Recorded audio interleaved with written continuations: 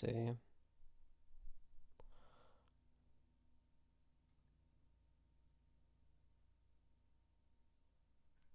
How do you see your own YouTube stream? I truly don't know.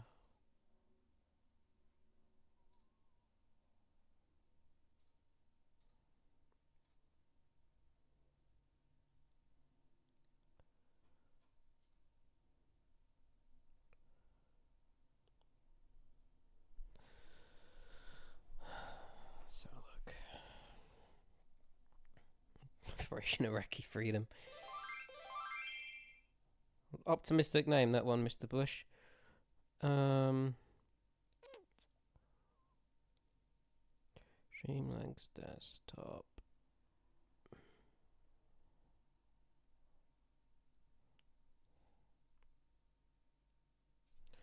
You have multiple platforms. Okay. So why is it not showing up on one of them? What in the fuck?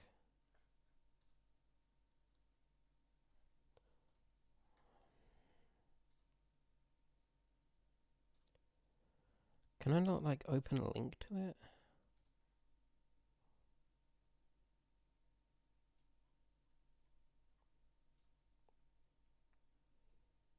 I will figure this out, because I will not give up until I do. Until I give up, obviously.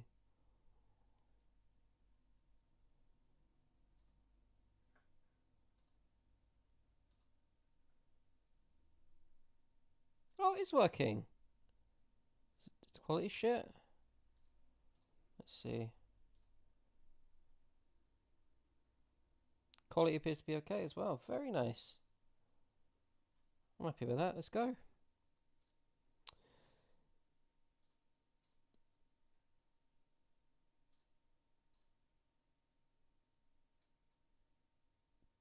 Cool.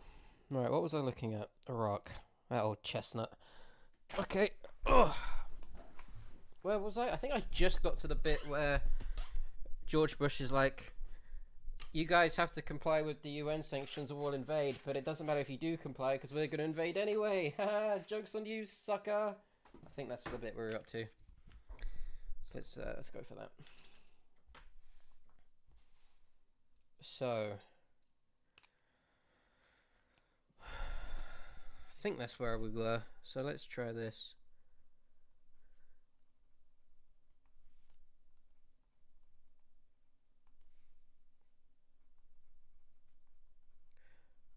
The invasion begins. Okay. Oh, did I drop my paper with all my bloody questions on it? Back in a second. Oh, so annoying.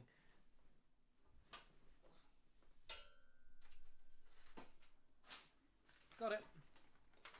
Okay. Let's go. Oh, can I do something fancy schmancy?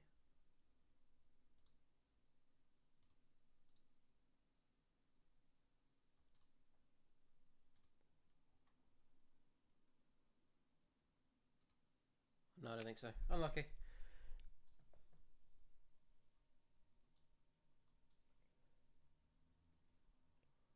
Unless I do this.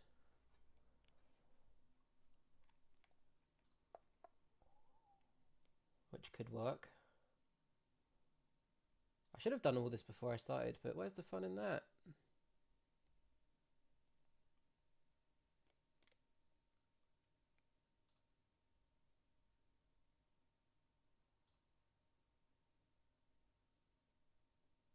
Fine.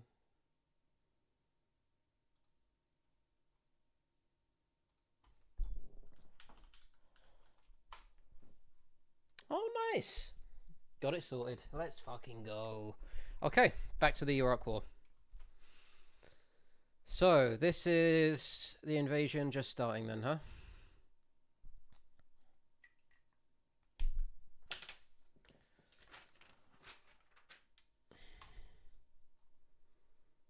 Okay. So, March 20th. Actually, can I look at like a more specific breakdown of the different phases? So,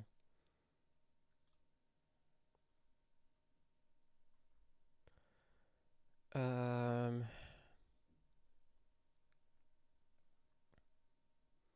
I need a timeline. I need a better timeline.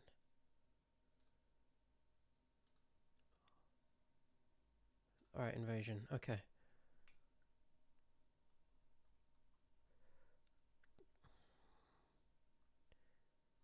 Mid 2002. Oh, okay. Let's start there then. So, US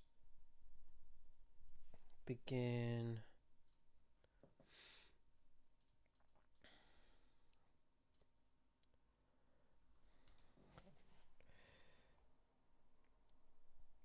precision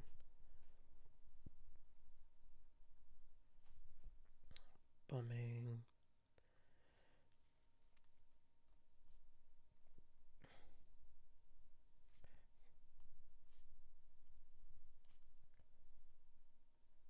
Believed to be housing Saddam Hussein.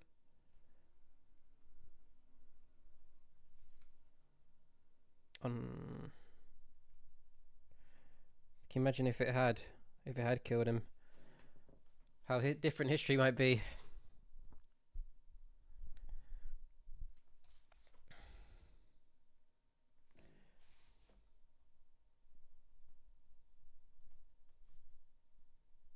Followed by a further.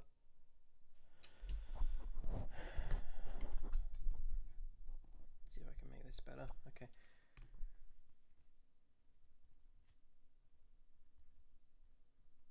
Further airstrikes.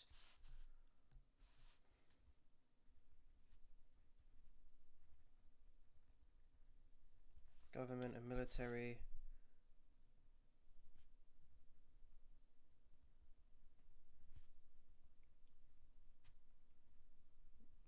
Installations.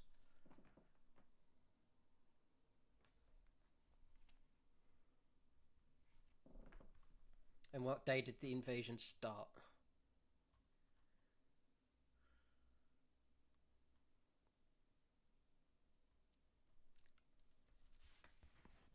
Okay, so then March 17th.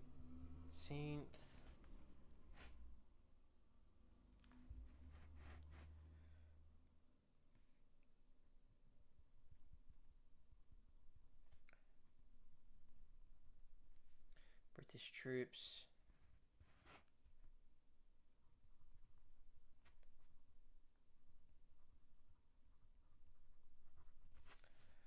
through Jordan.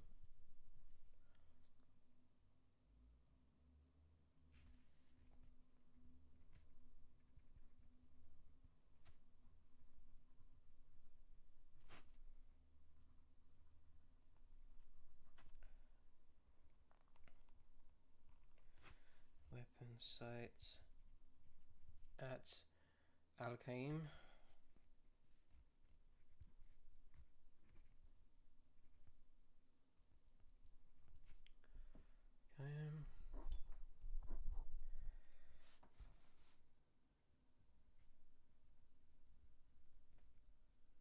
Reported as a... What's a Scud missile?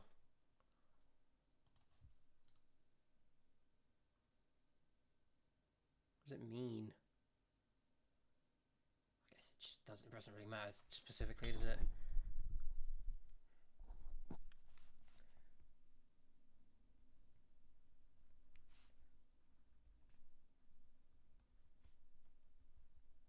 Scud missile site.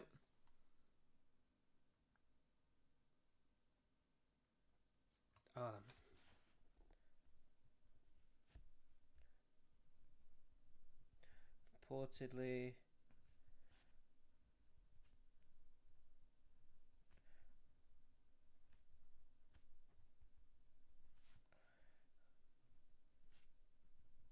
on Israel from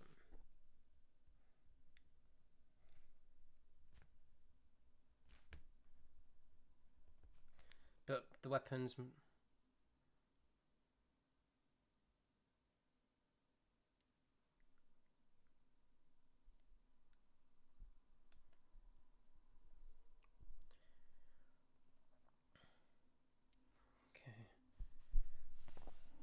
Okay, so then after a firefight, trying to find like a good position for my microphone. Maybe that. So after a firefight, then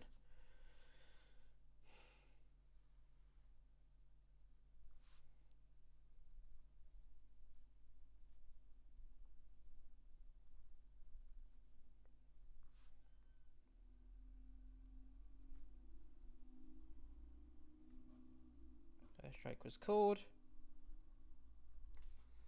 and then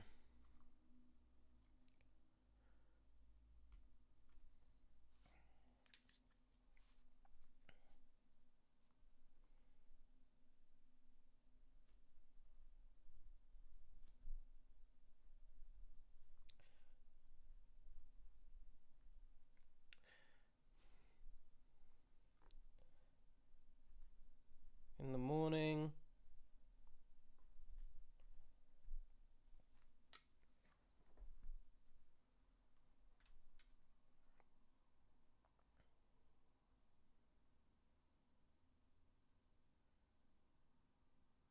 What are these? Are these helicopters? And okay, so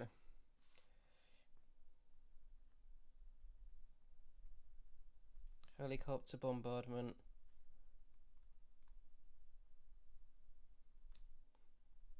on Iraqi visual observation posts.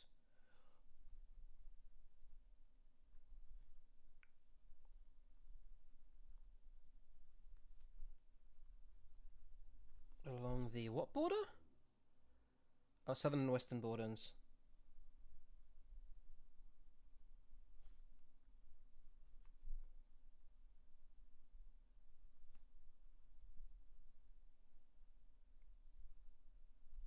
Okay.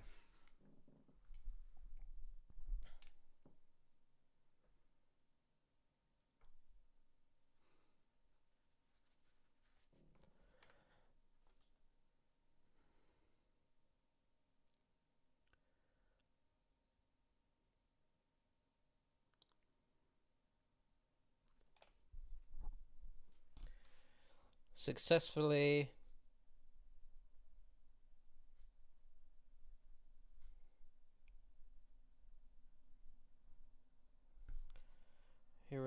hindered Iraqi communication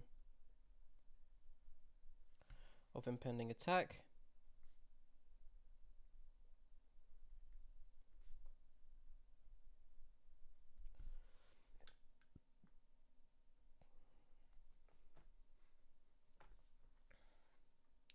Is there a way I can bring this out? No, it's not, is there? That's really annoying. Oh well. So after that,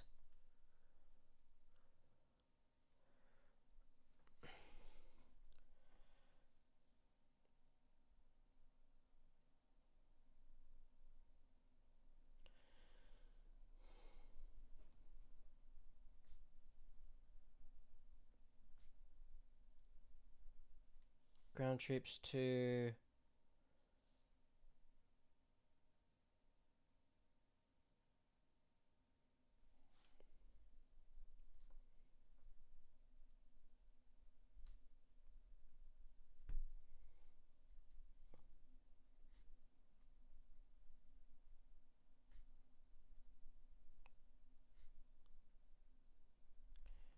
with Kuwait.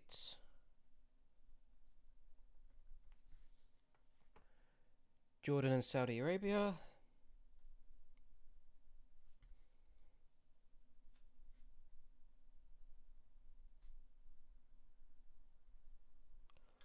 Okay.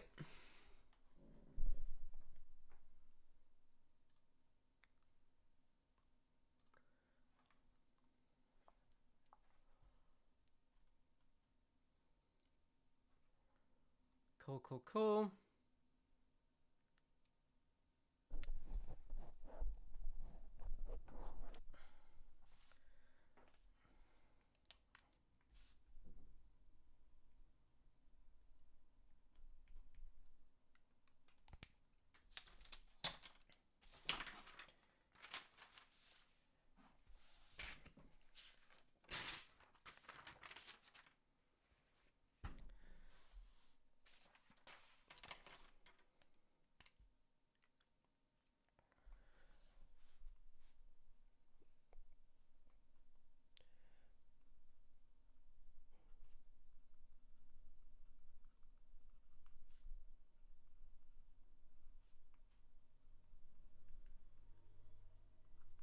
Continued.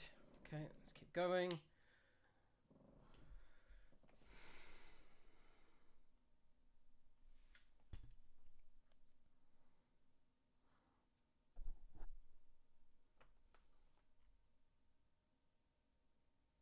So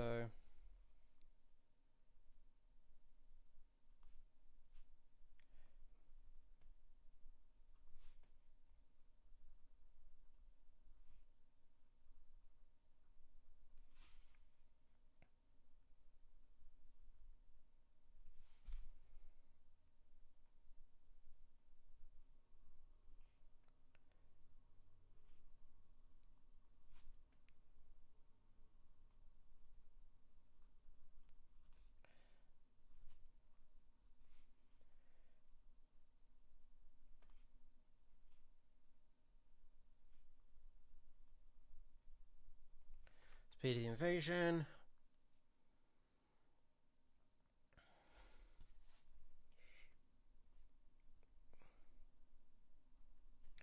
Working military. Government. Infrastructure collapsed within 3 weeks.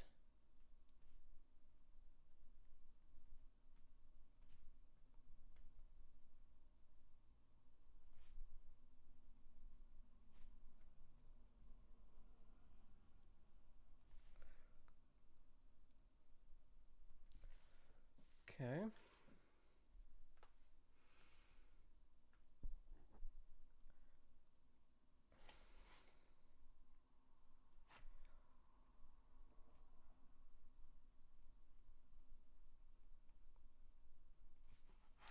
Oil infrastructure was rapidly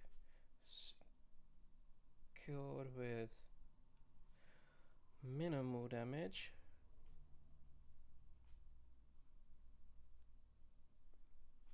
Within that time.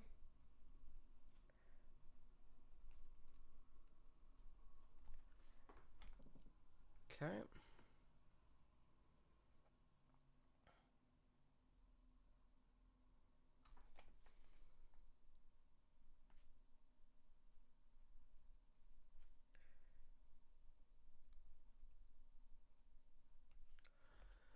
Okay. Yeah, they set a bunch of oil wells on fire. Yeah.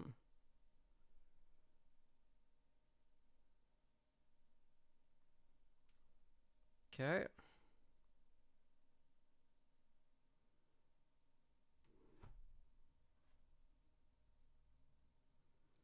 Oh shit! Friendly fire?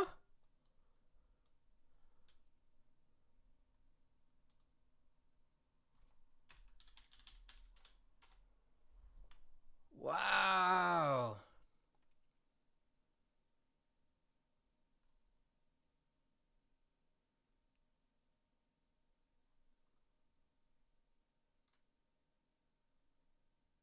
That's disgraceful.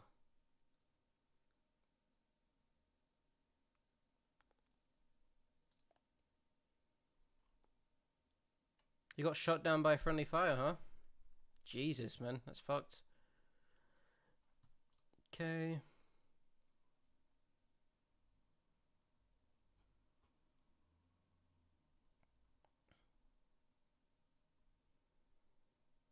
Yeah.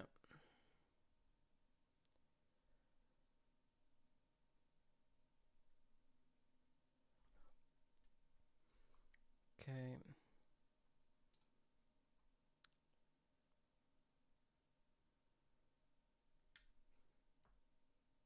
Yeah, I'm less interested in the battles themselves.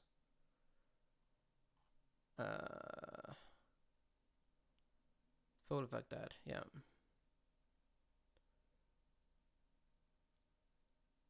The specifics of the battles are not as important as like the consequences and the the shenaniganery. I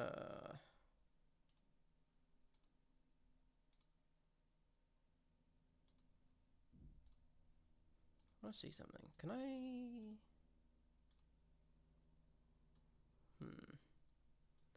Will this work?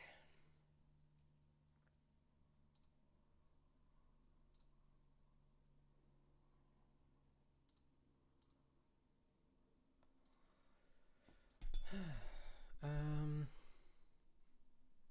want to see if I can do something to optimize my chat. Add YouTube. Okay.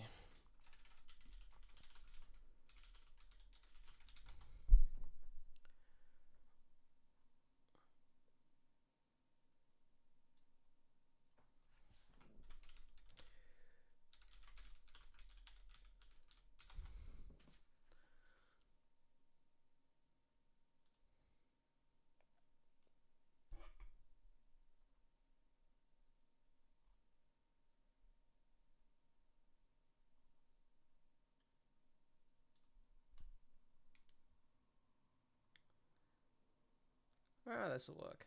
It's fine. I wish it's actually a way to.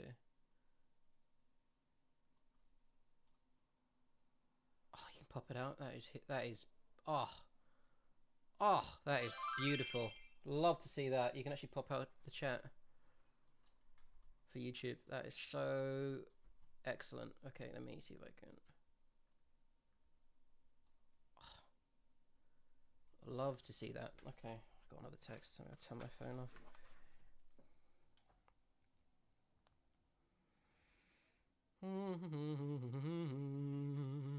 Okay.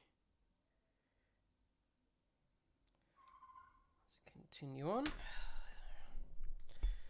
Okay. So they seized the oil fields, seized Iraq, government collapsed within 3 weeks. End to major combat declared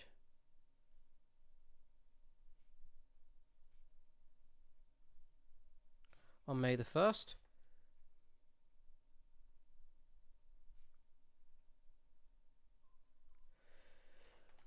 Excuse me.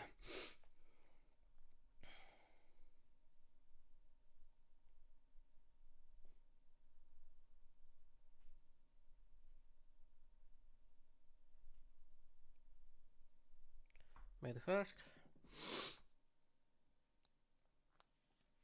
Saddam Hussein captured on September.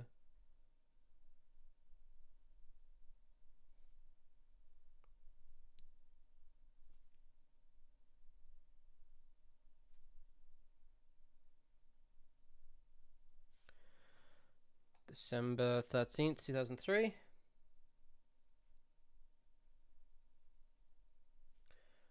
Okay.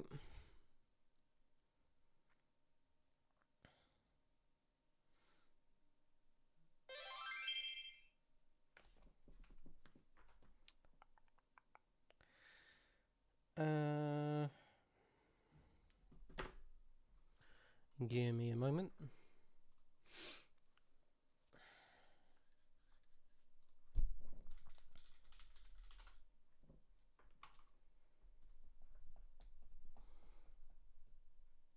For fuck's sake.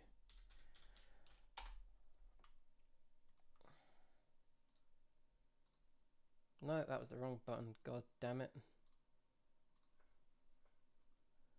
Let me send this over.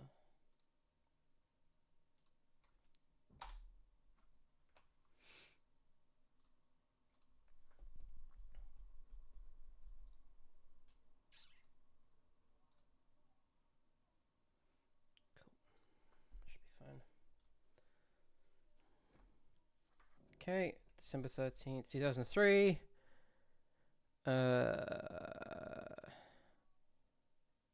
Executed December 30th, 2006.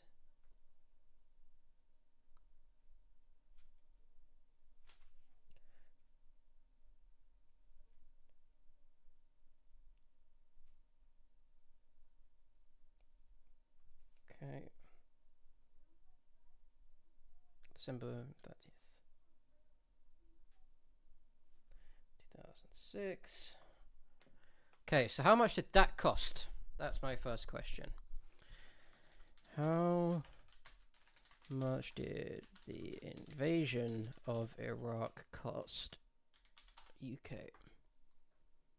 Okay, no. This is...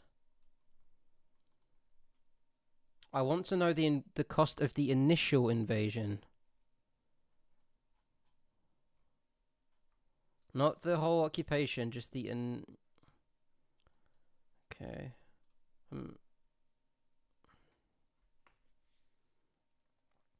Okay, that's since the Cold War. That's just not helpful, right?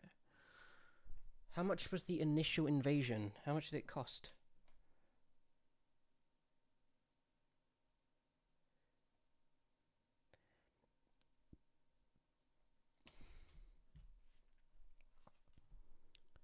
Initial. Okay, maybe I should include the word initial.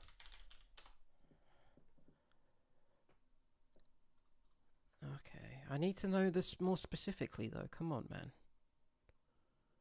Help me out here, for fuck's sake. Okay.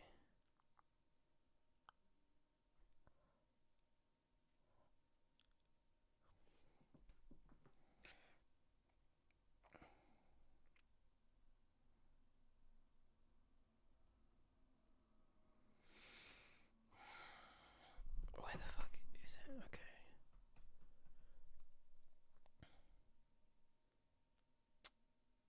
Okay, what if I... Okay, let me see if I can figure out the operation cost. UK invasion of Iraq. Name. Was this... Operation Telic. Right, so... How much did it cost? Oh, it's just the site I was just on. The page I was just on.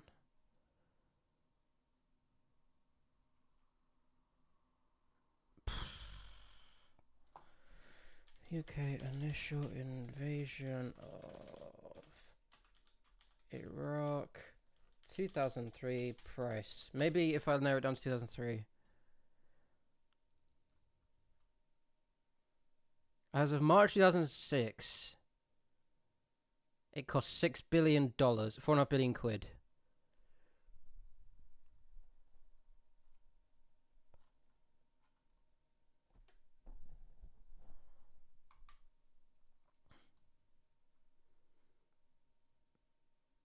Wait, what the fuck? Okay, so I got two different numbers. This is great. I love it. I love it when this happens. You've got here 2005. The Guardian says it is 5.5 billion quid, and oh wait, hold on. As of March 2006, it's apparently 4.5 billion quid. Oh wait, no wait. Oh, here we go. 2003, 2009. That narrows it down a little bit.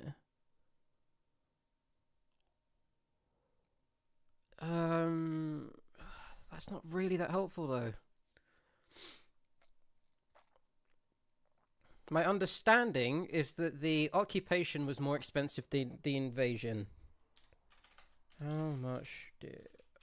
There must be a more specific way of... 8.4 billion, fine.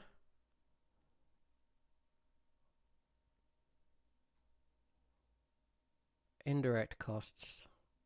Direct costs. Oh, this is US. Fuck's sake. Have we just not...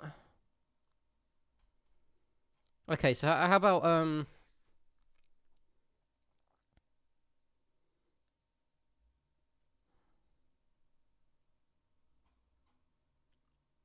$100 billion for your 2-year involvement, but they were way more involved than we were, right?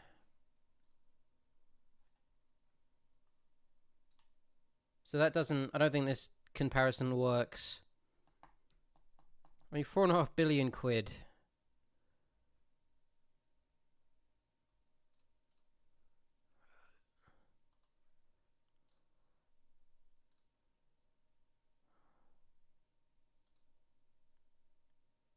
Oh my god.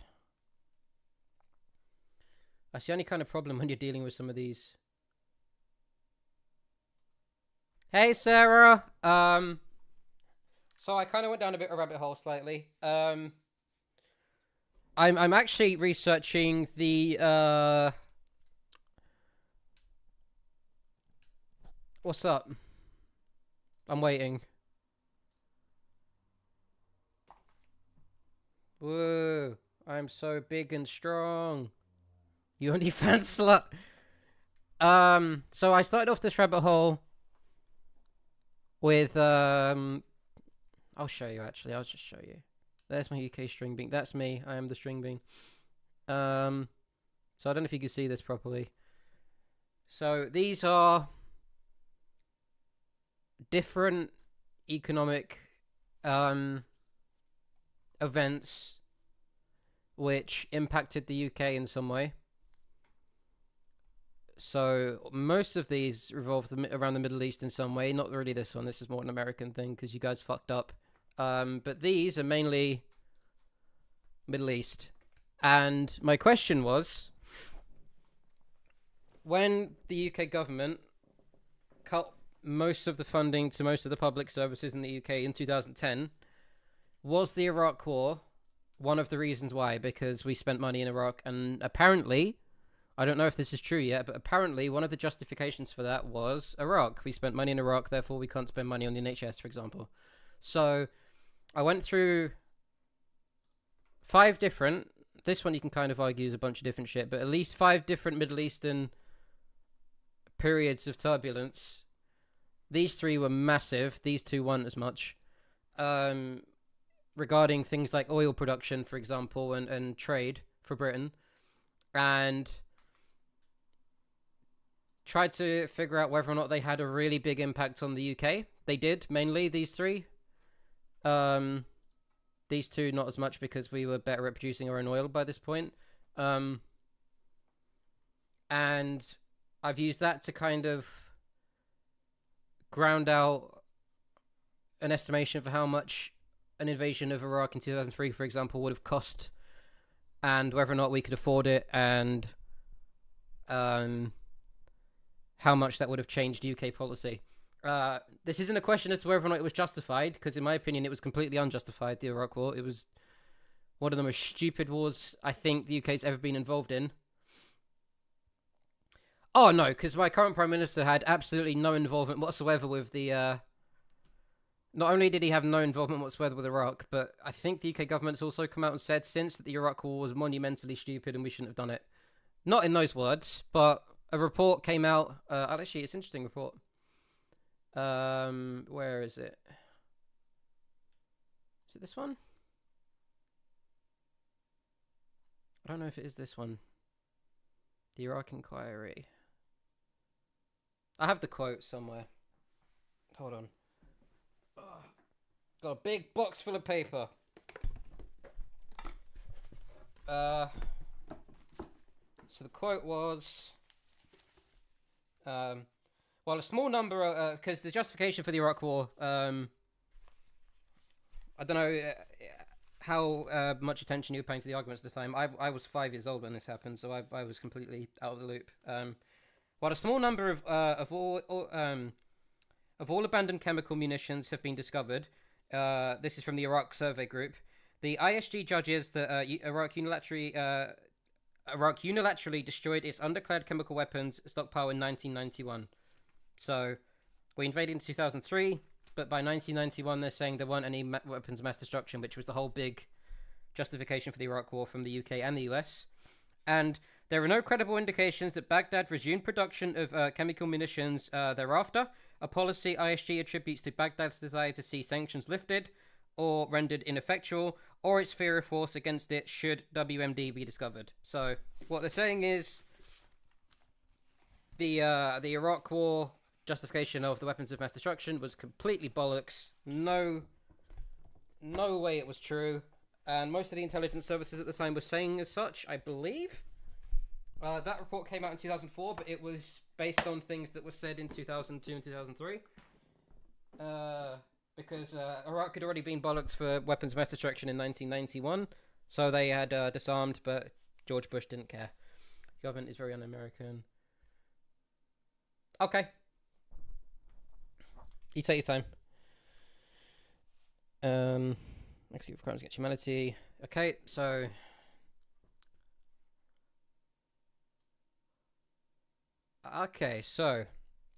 how much did the initial invasion of Iraq cost? That is the question. And thankfully, I finally have a fucking source on this. I was trying to find it for ages.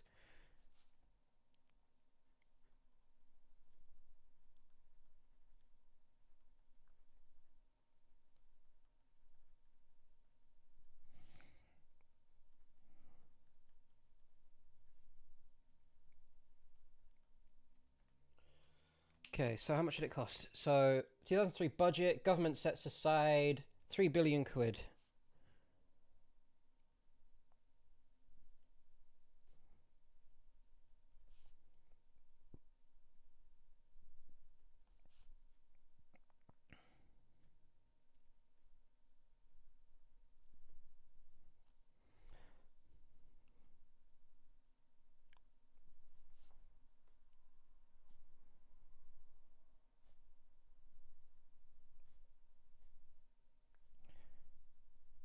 Okay, and this is according to the iraqanalysis.org.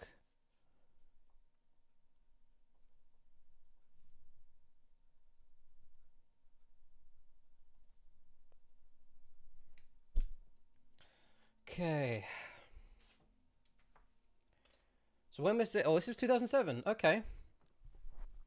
So they're not going to be too far ahead of the initial invasion, which is fine. That is actually better for me.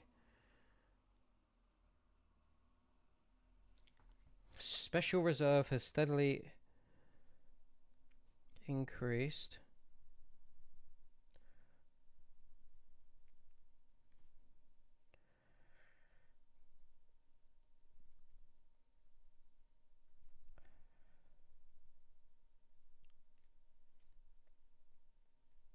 Okay, so this is just kind of what I expected.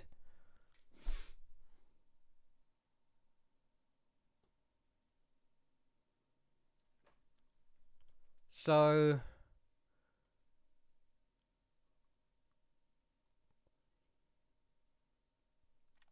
by the time of the March budget, UK forces were already in Iraq. I shouldn't know. Okay, this is I'm jumping the gun here. I think I should actually do this later once I've looked at the occupation, which is even more expensive. Because they are different.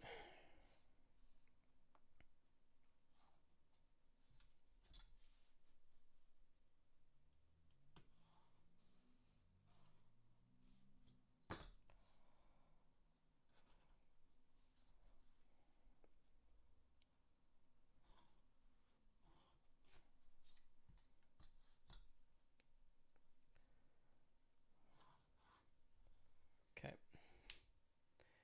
Cool.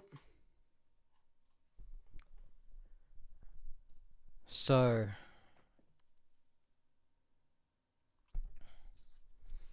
let's do the occupation. This is the bit that I'm more focused on because I think this is where the costs started to add up a lot.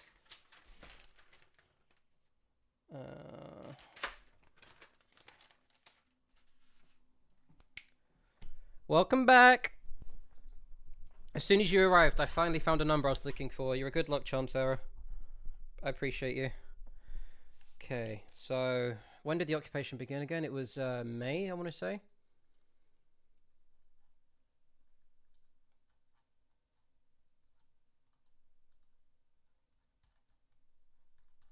I think it was May. Yay! I could. Unfortunately, I'm so deep in this at this point. I don't know how aware you are that the UK is currently fucked politically. Oh, I missed you too, a lot. I think of you often. I should play Thea again, though. I really should. Okay, so... Aftermath. Right, this is what I'm looking at. So... Oh, wait, did I just click back into a thing I was already looking at? That's funny. I'm very, very smart. I think I did. Post-invasion phase. This is it. Right, okay.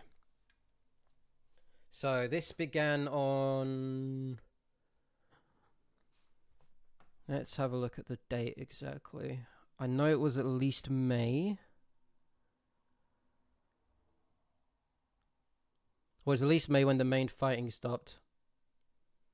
Oh, I appreciate that. Yeah. Let me know if there's anything you find particularly interesting or want clarification on. I love to yap. I'm a big yapper. Okay. So.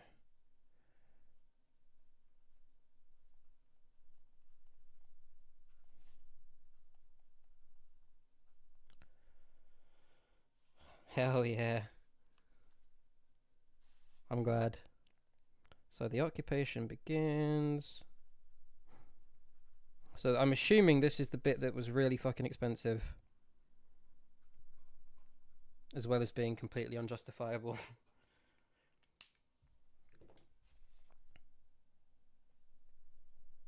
So in April 2003. So who were the fucking Coalition Provisional Authority? Who were they? Transitional government set up in Iraq, led by US forces. Interesting.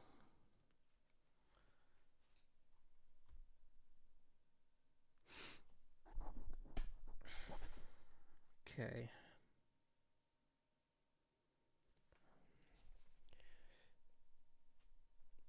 United States. Who did they collaborate with for this? 2 months? Wait, what is the fucking timeline on this?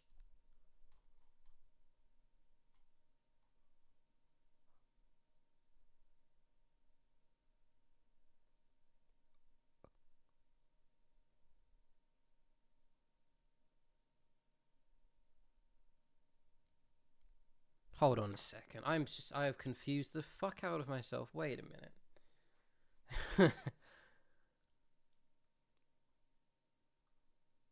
When did... Hold on. Issue the ultimatum. It was 2 days before the invasion, right?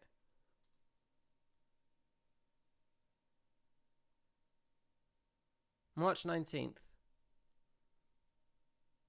Okay, so I think that is an example. So, oh shit, I just shut my tab. That is an example of George Bush's bullshit. So, let me go back to something I was looking at earlier. It was... Shit, where is it? I had it earlier. Okay, so this is March 17th, okay? Oh, this is November 8th, 2002, okay?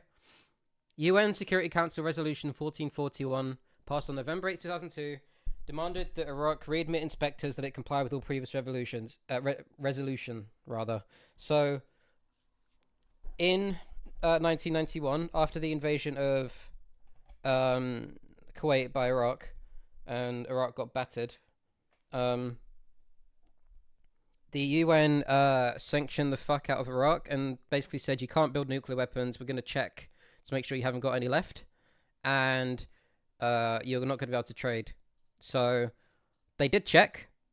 And as of the source I read earlier, in 1991, Saddam Hussein and Iraq did not appear to have any weapons of mass destruction which were a threat to the West, which is what the report said. So in November 2022, they... because the British Prime Minister Tony Blair and George Bush were basically saying that for some reason the inspections were being hindered by the UN, which I don't think was true. Diplomacy had failed. And then George Bush said, if you don't leave, to Saddam Hussein, if you don't leave Iraq within 48 hours, we're declaring war on you. But, from what I can see here, the US was already planning to set up, or had already set up the skeleton, at least, of a US-led government in Iraq in 2001.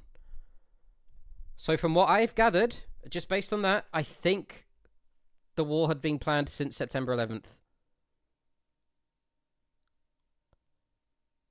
Oh no, 20th January 2003. So I think that the war had been planned since 2011 because this government comes after the resolution to let inspectors back into the country, but before George Bush declares war. So, did I say 2011? Sorry. So So in let me do the timeline again. I'm tired. I've been at this for like 5 hours. So 1991, sanctions are issued and inspectors are let into Iraq. 1998, George Bush bombs what is believed to be an Iraqi weapon of mass destruction factory, but it wasn't a weapon of mass destruction factory. And two sources close to Homeland Security, not Homeland Security, Department of Defense showed that the even at the time of the bombing, the intelligence was, I think they quoted, uncertain. And if you're going to bomb a foreign weapons facility, you want to be certain. So after 1998, Saddam Hussein doesn't let anyone into the any inspectors from the United Nations into Iraq to look at weapon sites anymore. November 2002, Tony Blair and George Bush say that Saddam Hussein isn't letting inspectors in, and therefore they are kind of Iraq are sort of circumventing and fucking with the UN and undermining its authority, and they should let inspectors in. George Bush in 2003 says that if Saddam Hussein doesn't leave Iraq within 24 hours or 48 hours, that they will invade. Russia, France, and Germany chastise this because they think that Iraq are cooperating, so they should give them more time. And then George Bush declares war in March 2003. But what I was saying was, before I got confused with myself, that in January 2003, 2 months before the invasion, plans were already being set up by the Americans in order to set up a replacement government when they unseat Saddam Hussein. So yes, that's what I'm understanding based on this.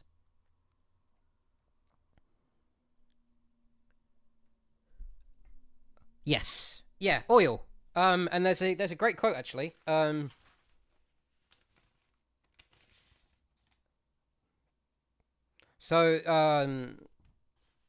Iraqi military and government infrastructure collapsed within 3 weeks of the invasion because they were very, very good at destroying their communications, watchtowers, and I think it said that. Yeah, so the Iraqis expected. Okay, you take your time. Let me know when you're back. Okay, so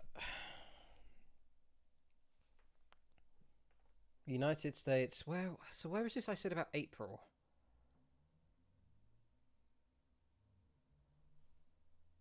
United States.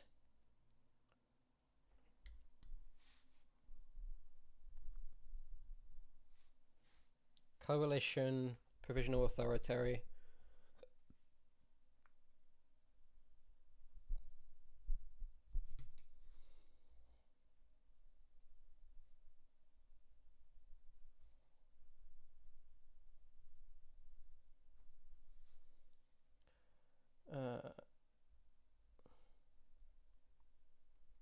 CPA.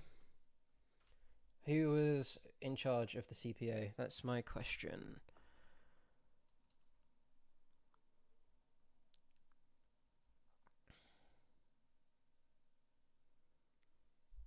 What was this?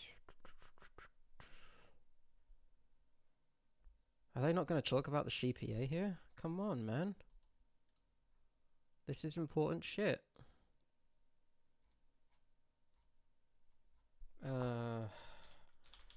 Coalition.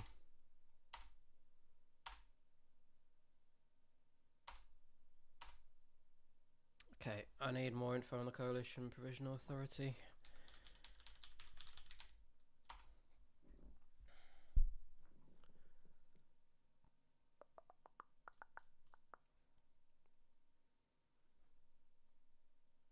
Oh, you could just download it.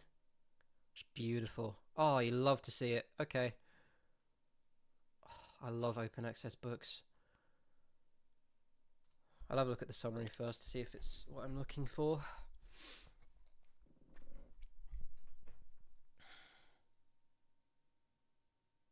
Paul Bremer. Who is Paul Bremer? Oh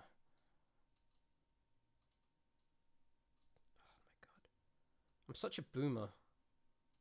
Just let me copy paste. Oh my god. Can I not? That's really annoying. It's not going to let me Google search this, is it? Oh, I can. Very nice.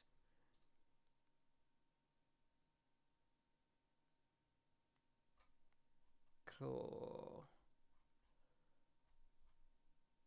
What are his criticisms? He disbanded the entire Iraqi army. What a fucking helmet. Jesus Christ.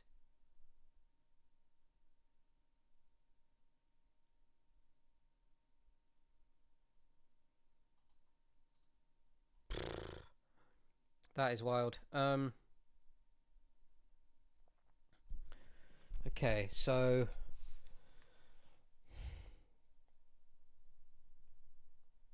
we need to look at the Office for Reconstruction and Humanitarian Assistance first, actually. I think that's important to... God, this is so fucking complicated, man.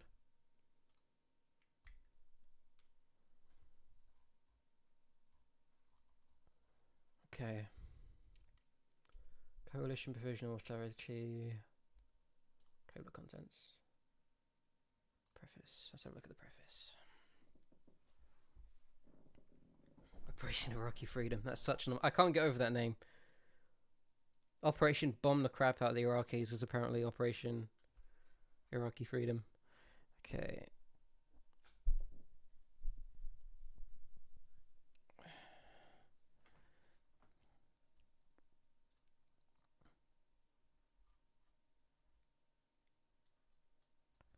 I want to look for...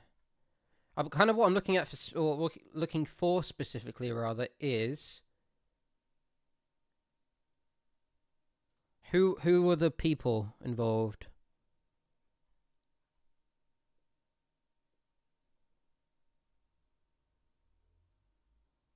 So this is January 9th. When? 2003?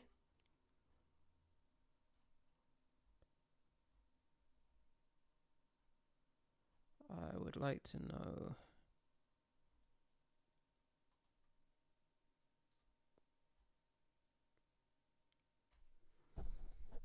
Welcome back. Is Luke okay?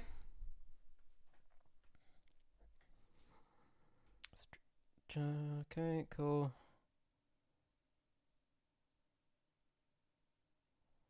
Reconstruction. So I just want to know. I kind of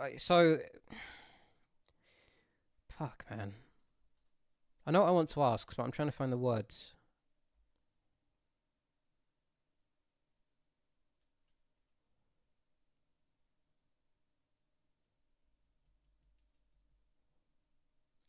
I mean, who doesn't want down from their high chair when they're done with dinner? I feel that.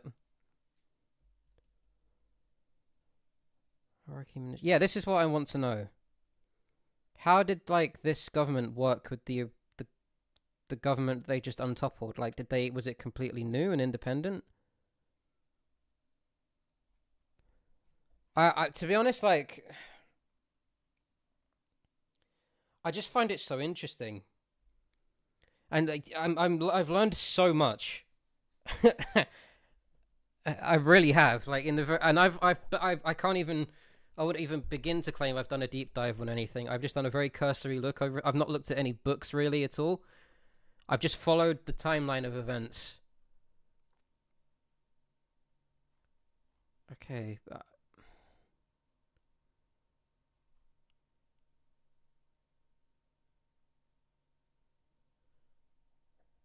Right. So, okay, let me just look up one of these names.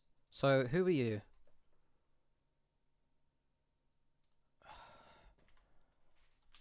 Are you a government dude? Who are you? Minister for Agriculture. It really will. Yeah, it's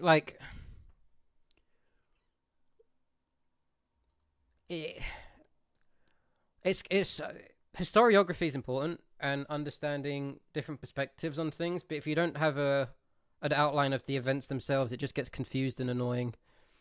So Israel-Palestine is something I plan to examine real soon, probably after austerity. And I think This is a dumb Google. I think the Israel-Palestine conflict goes as far back as the 1880s. Yeah. So there's a lot to do here.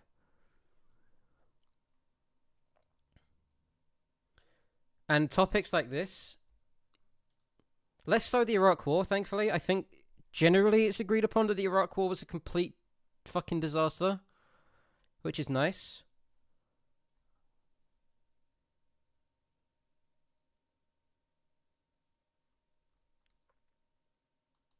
Is this Iraq? Because if it is Iraq, I plan to go from 2003 all the way up to 2011. So I will get there, maybe even tonight, because I'm not doing like a super deep dive onto the actual specifics of each event. I'm just kind of trying to see how expensive this sounds, because that's the angle I'm coming from. I don't know. From what I can tell, Britain wasn't really involved in the running of this place. It appears to be the US mainly. I don't know if that will change more based on the more information I get, but okay. Yeah, that's what we did in 1948, by the way. We just fucked off out of Palestine and made everything really bad over there, so it was great. It appears to be a Western trend, is we overcomplicate the Middle East and then leave, and then just leave everyone to deal with it and claim some kind of moral high ground over them, which is a bit cringe.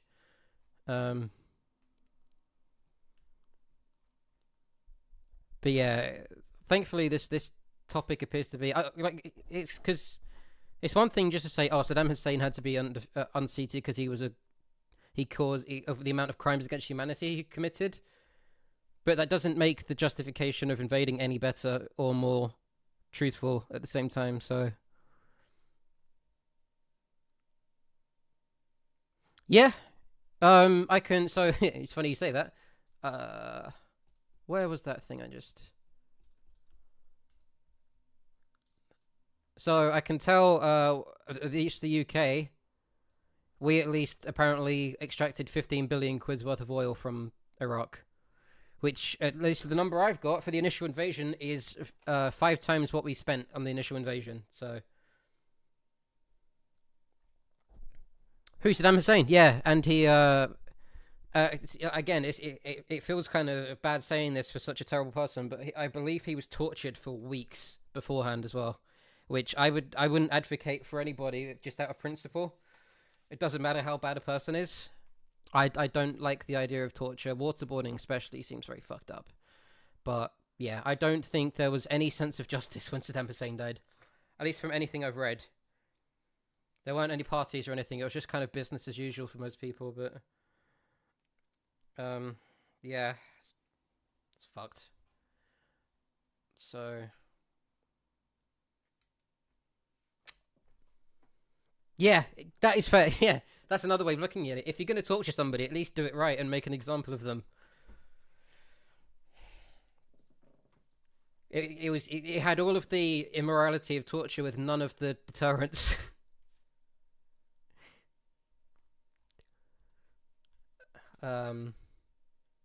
Yeah, I principally I'm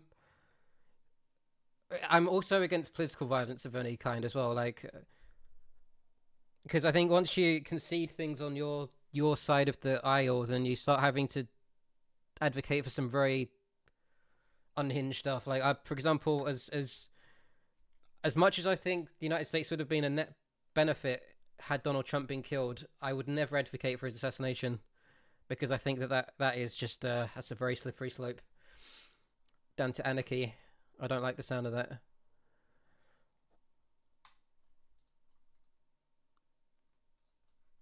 Okay.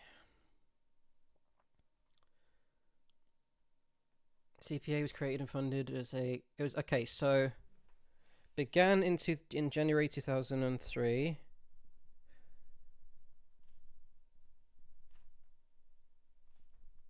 As the what was it called again? The fucking Office for Reconstruction and Humanitarian.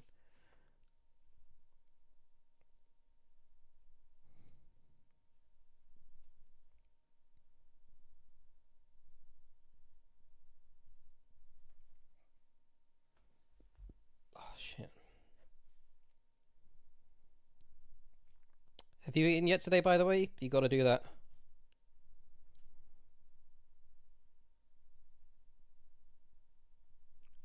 Humanitarian assistance. Okay.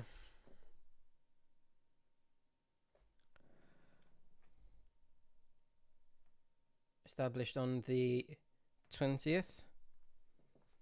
Nice. Same sent me the amount of people who claim to be on the side of the right going, oh no, they missed. Is that the heat, or? Because sometimes when it's really hot in the UK, I can't eat much either. Established on the 20th. Yeah, I agree. People advocating for Trump's murder are as disgusting as anyone advocating for, or anyone who's thought that Nancy Pelosi's husband being hit with a hammer was funny.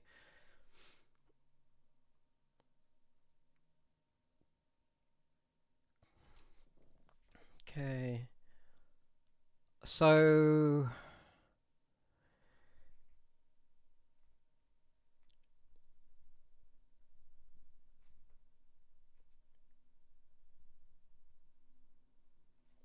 caretaker government after the fall of Saddam Hussein.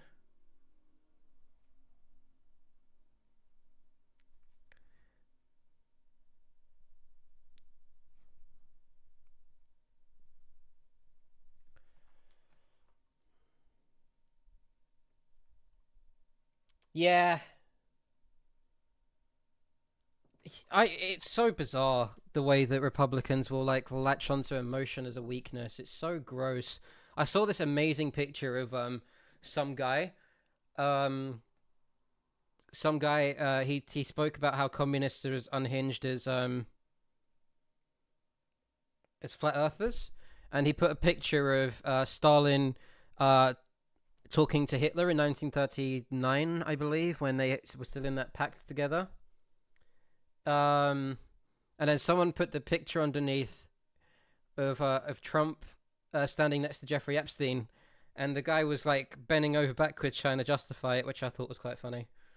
Very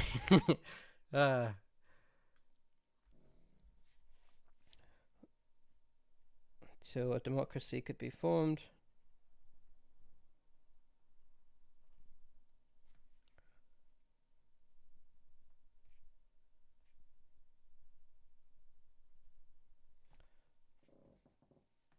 Yeah, they're gonna look back at moments like that and like that and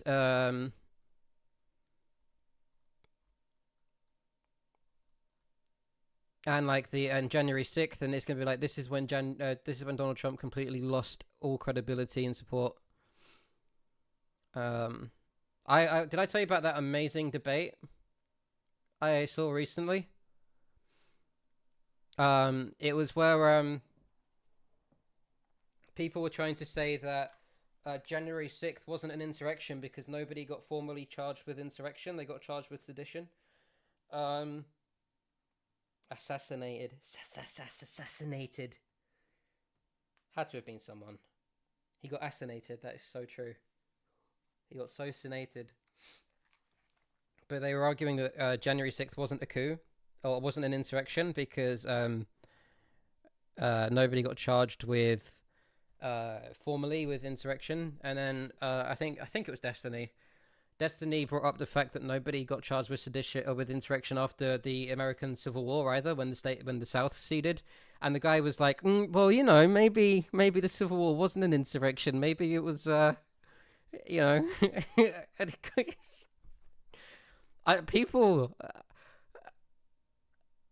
I just love what people will do to defend Trump. It's so funny to me. The fact that, you know such a stark, I was thinking about this recently.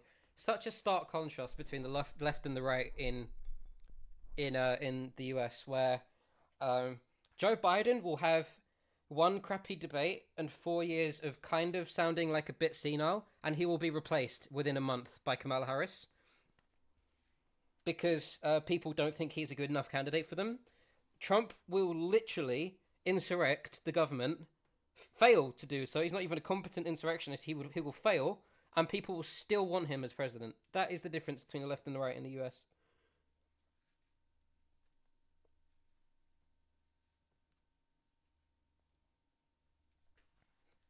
Like, you can't even get to a policy discussion with Trump because he's an insurrectionist, and that by default should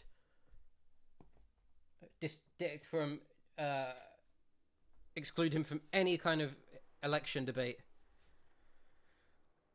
Okay, so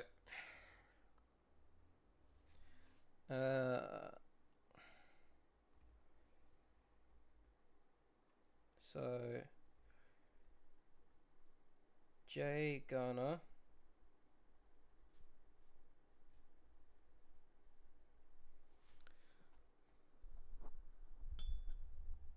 Yeah. The worst decision we've ever made in the UK was Brexit, and before Brexit, politicians talking about how they were tired of experts and they just wanted people to vote how they feel, which is hilarious. Well, it's not, actually, because in that case it fucked the country up, but principally it's kind of funny. Appointed as director of ORA. What was he? A retired general?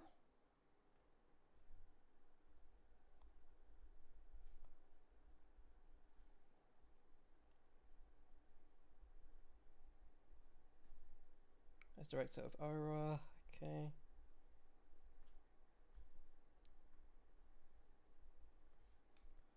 Tired of experts. Yeah, I'm gonna see if I can find the quote.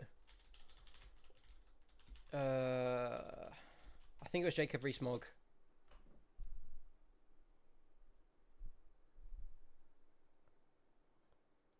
Suspicion of experts goes back to antiquity. Do you want to hear? Oh my god. I watched this video a couple days ago and it blew my fucking mind, okay? So, Suella Braverman is one of the worst politicians I can think of. Holy shit, this video actually killed me. Like, I convulsed with cringe, okay? Suella Braverman is one of the people who recently, I would argue, incited the riots against Muslim people in the UK, where mosques got burned down. And she constantly complains about illegal migration. She thinks that migration should only be valid if it's legal, and that we should stop illegal migrants in any way possible from entering the UK, which I think economically is a stupid argument, but don't even have to go that far, because this is what her response was when she was asked how someone would legally migrate.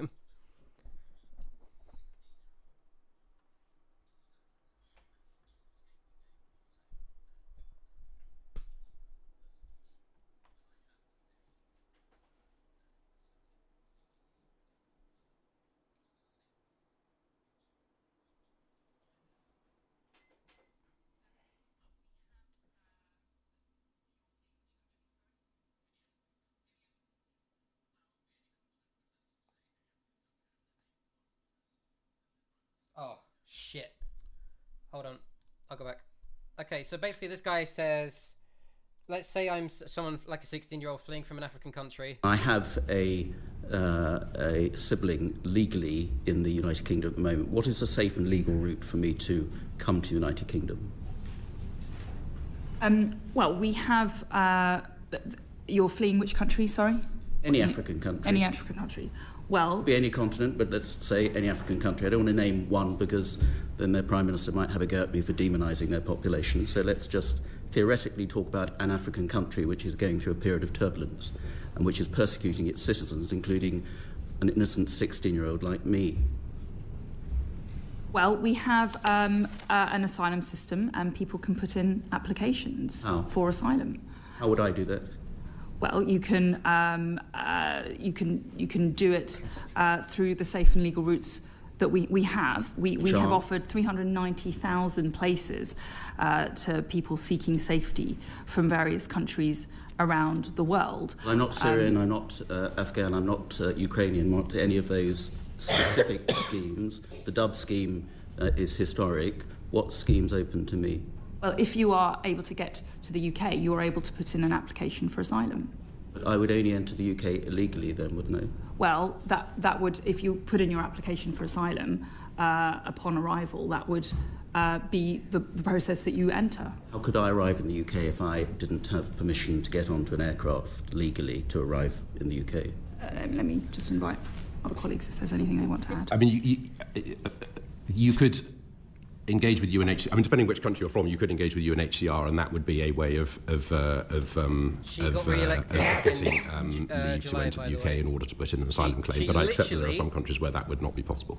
I think the point is that there's a shortage of safe and legal. Actually, disgusting. That was a professional help me. Completely fucking. This is a woman who, her rhetoric. She was speaking in front of a crowd, and one of the people in the crowd was a Holocaust survivor. And apparently she reminded the Holocaust survivor of the Nazis that killed her family. So that's the kind of person that she was. Yeah. Glad she got re-elected. She's clearly a good politician who knows stuff about things and stuff, you know?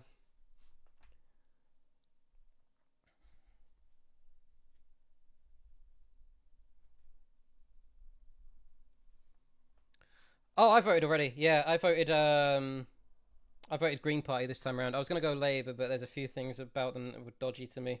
But yeah, Conservatives got annihilated last election. They got battered. Mainly because of people like her, thankfully, even though she got re-elected somehow.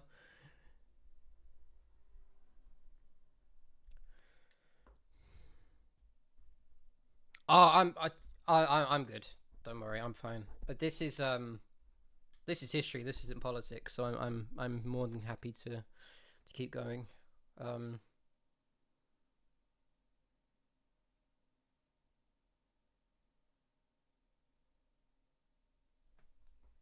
I promise you, if I felt exhausted enough, I would stop. But I genuinely really enjoy doing this. So,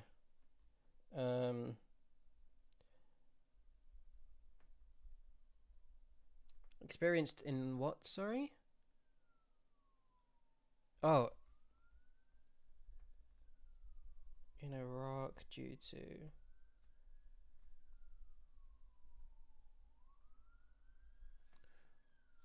I appreciate your concern, though. You're very sweet. In Desert Storm in 1991. That was the Kuwait versus Iraq conflict.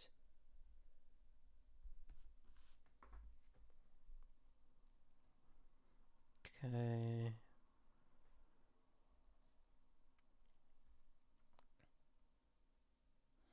Why did he get replaced?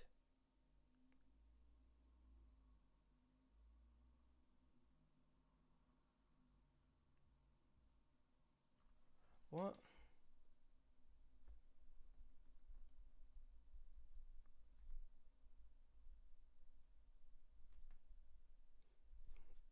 By Paul Bremer in May 2003.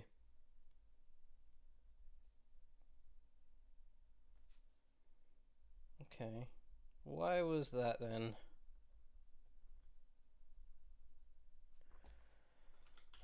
Why did Paul Bremer... why was he sent to Iraq?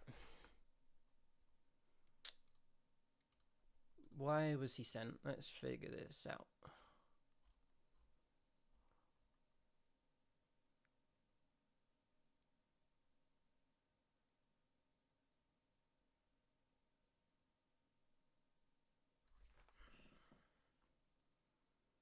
I would love a reason. If they just don't give me a reason, that's going to be very annoying.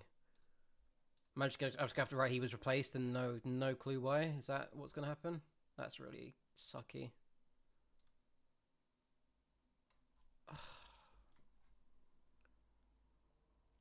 Will do.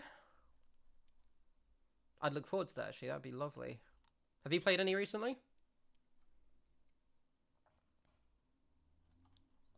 Why was he replaced? What was the reasoning? Please tell me. Oh shit. Just busy generally, or something in specifics? Where's government ranking?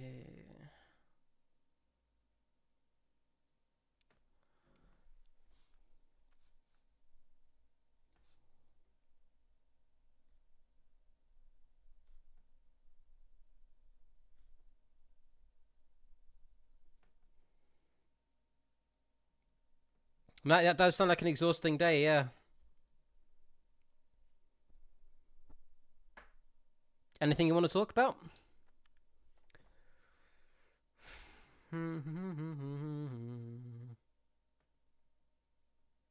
Process analyzing, which is helping them to build a site.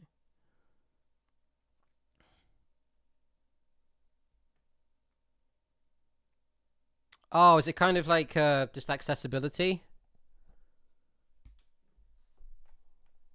Optimizing for the site and stuff? Paul Bremer became what was... Oh, I appreciate that. Thank you.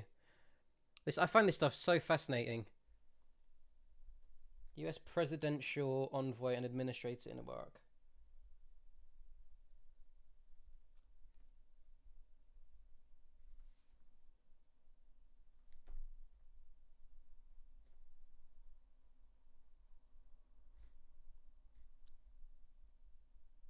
It's going to drive me nuts if I don't figure out why did Paul Bremer replace Jay Garner?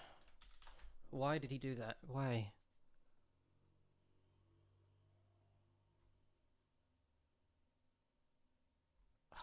So annoying. I hate when you're reading something, especially something that's supposed to be like a summary, like a decent summary of an event, and it just says something which could possibly be really important and just doesn't say anything about it. Why was he replaced? Please tell me. Did Garner do something? Okay. I mean, it's saying here that apparently Garner wanted to have elections. Is that why?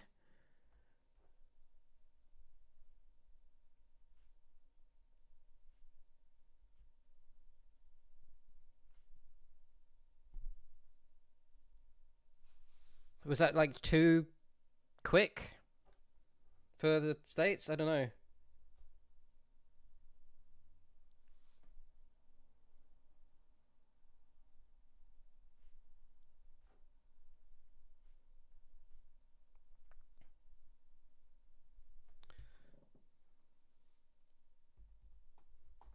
Yeah, there's not much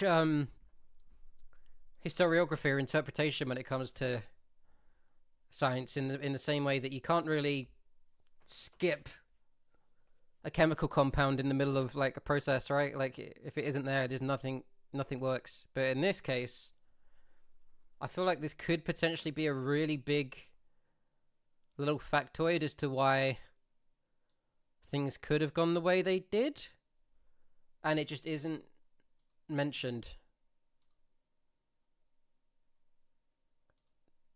I hope to God I don't have to buy a book. Yeah. Science rabbit holes are great. I've been listening to a lot of space ones recently. Like what's the biggest black hole in the universe on YouTube, or what's on the other side of the universe, that sort of thing.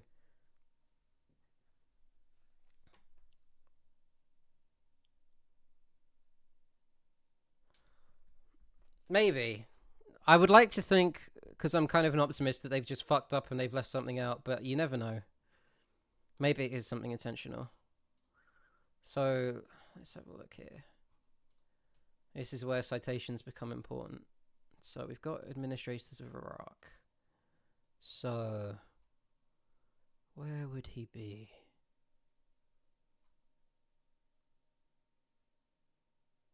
Wait, what's this? Sorry? Office of the Historian. Chiefs of Mission. This is different to... Right, this is different, right? This isn't even related? No. Okay, fuck's sake.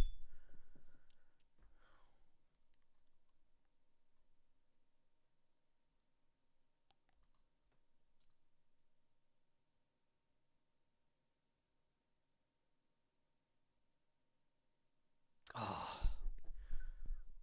I bet this book is good. I bet it's good.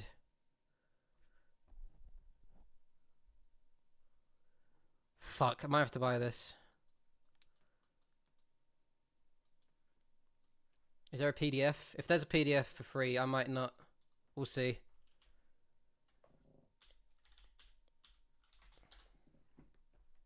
I love a free PDF of a book.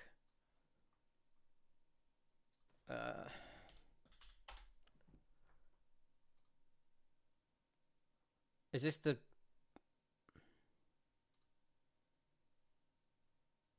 Is this the book itself, or is this a review of the book? It's a review of the book. Okay, that is not at all what I'm looking for. Thomas E. Ricks. Is he the original author?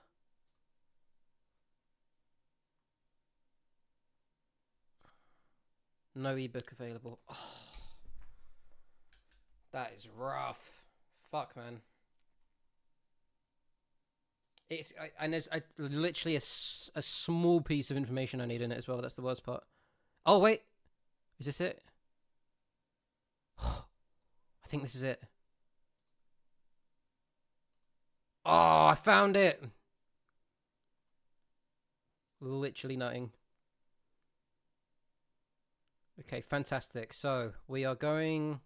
Oh, bastard. I need to sign up. Do I sign up? Fine, I'll sign up.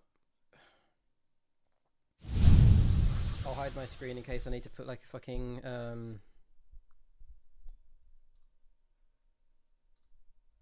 email in or something, or a password. It'd be great if it was just like sign in with Google. Nope, of course not. Oh, it is sign in with Google. Oh, it's all coming up bouncy today. Cool, very nice. Now, can I please have a quick look at this book? If I have to sign up with a university account after just signing up to this random ass website with my Google account, I'm going to cry. Come on. Are we good? Fingers crossed.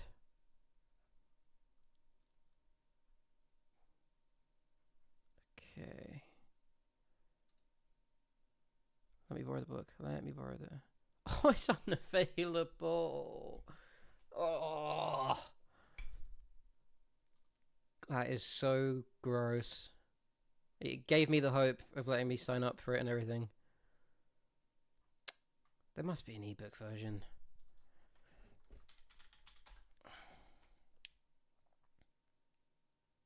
Oh shit, there is an ebook version.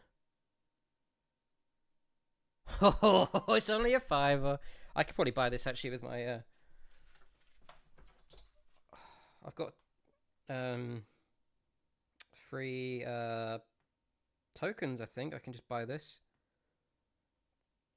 Thomas E. Ricks. Fiasco.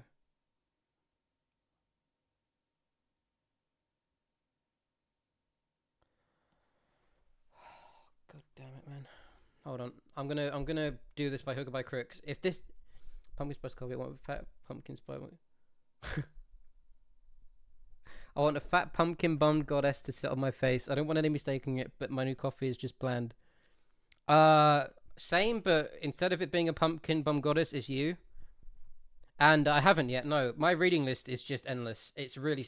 I literally have it on the desk in front of me, and it just still won't go down, which is very annoying, but I'm trying my best. Trying my best.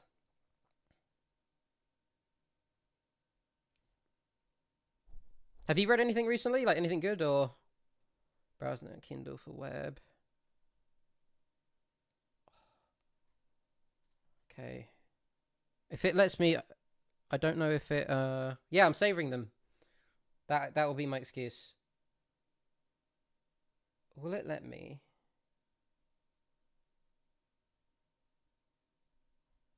Holy sh! I must not be. Oh, locate. Okay, I thought it was going to say. I thought there was 11,000 pages in this book, but apparently it must be pixels or something. I don't know. Okay, into Iraq. What am I looking for? The long term. Ah, the sea. It's kind of funny. It's a self-book written by one of my favorite YouTubers. Yeah, no, it's not only self-help books. I think any kind of not even, I don't know if non-fictions, like academic book, maybe, I guess you'd say, can be kind of dry. Like, a lot of this reading is very dry, and it's not particularly, like, riveting in terms of its structure or anything like that, but it's just so interesting that I can kind of get by that, but it's not... I know what you mean. Oh my god, I can search. Okay, what am I looking for? Bremer. Okay, oh my god, there's a section on what I'm looking for.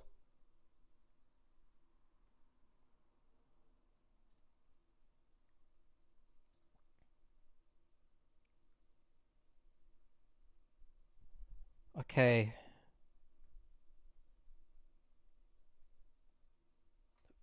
Why was he replaced? It doesn't say. Thank God I didn't have to spend money on this.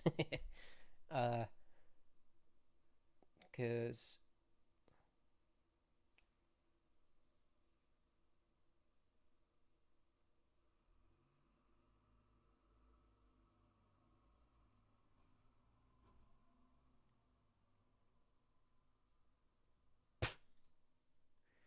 Wait, what's this?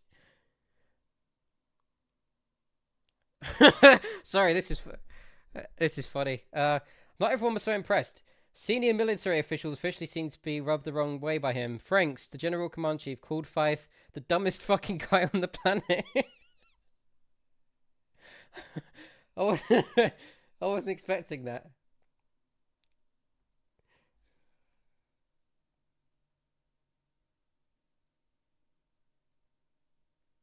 Oh.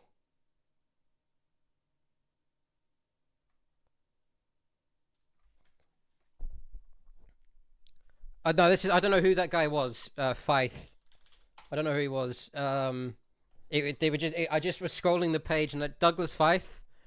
Oh, he's an architect of the Iraq War, apparently, so maybe he's a fucking moron. But... yeah, it just made me laugh, that random quote.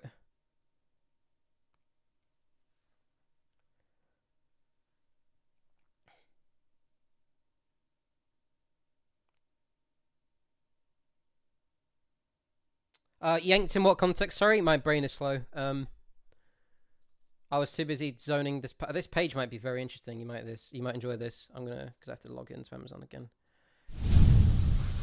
This might be the page. This might be the page.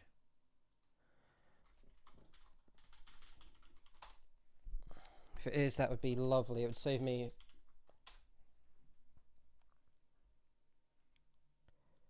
loads of research. Okay, I'm back. The roof has been a mirror on. I like the animation. Yeah, it's free. I used to have a really nice one that my mate made for me, but it's on my old computer, and I have to get him to email it back to me. I keep forgetting though. The other one is so nice. I love it. He did such a good job. So Ghana was looking for someone who had assembled effects and knew all the players in the US government. Okay, so this is what you're doing on the ground. Ghana to fire. Shut the fuck up or fire me. Okay. So when was he replaced? This is May, okay. Okay, so where's the March 18th? Maybe I'm looking at this the wrong way, but I'll see if I can find something referring to May. So the cut troops, all of this, I believe, was under Bremer, so I don't know how relevant this stuff is yet.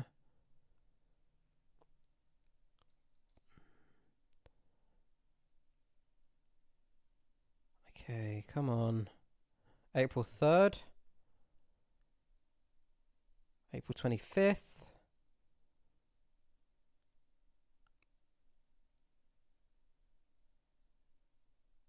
Come on, where's the... I will read this more deeply, I think, at a later date, because this seems very interesting, actually. But I would love to just have a slight indication as to why he was fired.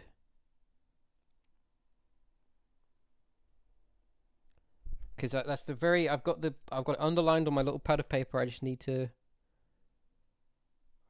How to create an insurgency. Okay, so this is...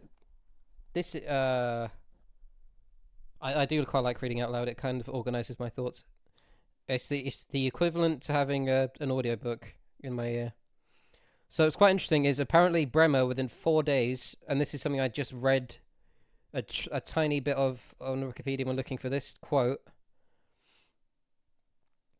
I just do it. Yeah, I mean that's just a nice perk, you know. I'm happy to be your ASMR. Okay, here we go. Here we go. So Bremer's opening blunders. So where's the bit where?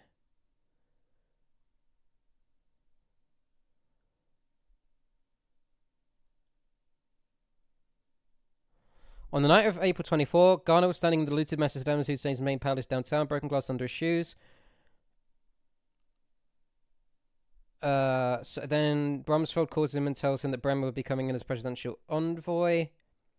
He asked me to stand under Bremer, but I said that it wouldn't work. He asked me to stand for a transition, and I said I would. Okay. Me too. I would love that. I'd do it for free.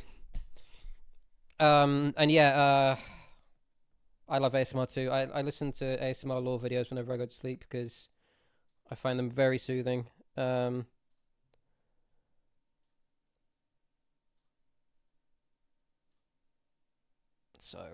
let's have a look. Thought he was a thug. Hold on. Can I? You know what I can do real quick as well. Let me figure this out real quick.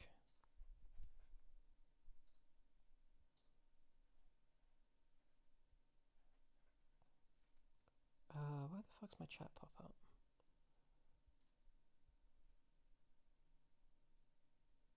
You are now a... how do I VIP?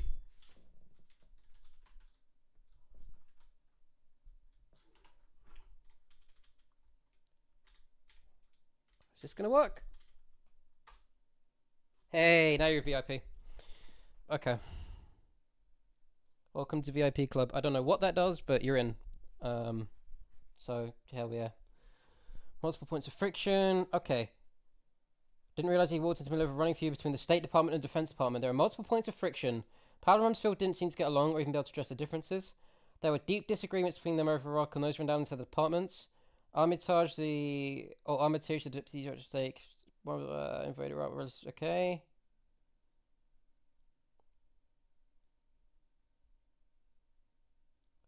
So the Bush.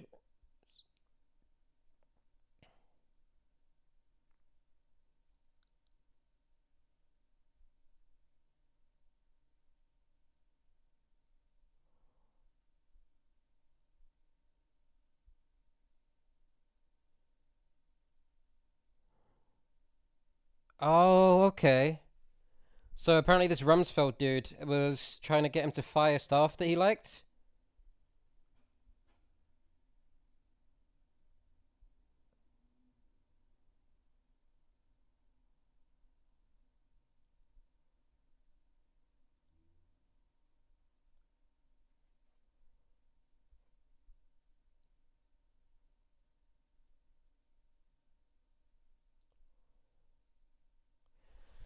On March 11th, Garner met the media at the Pentagon for a backgrounder, which meant he spoke under ground rules that allowed reporters to identify him at the time only as a senior defense official.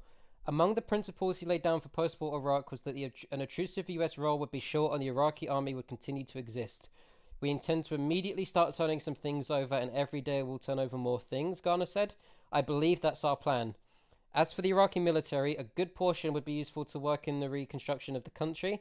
We continue to pay them using army allows us not to demobilize it immediately and put a lot of unemployed people on the street.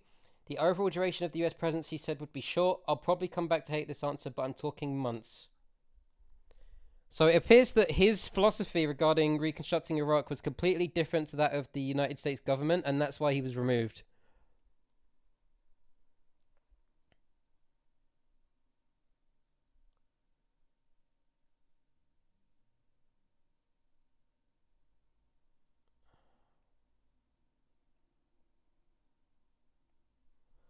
That makes sense. Okay.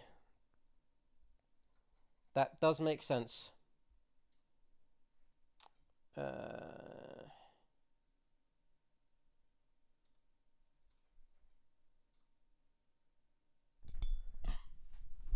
Okay. I am satisfied. It took a while. I don't think I could have reasonably assumed that as well. I mentioned earlier about the elections, but it makes sense that if he wanted to also keep the army around, that because just based on it doesn't say why that's a problem necessarily, but I believe that the United States government would see that as an issue, having the army of the nation that you just invaded, especially for George Bush, and you think maybe we shouldn't have done this or whatever. Keeping them around is probably a bad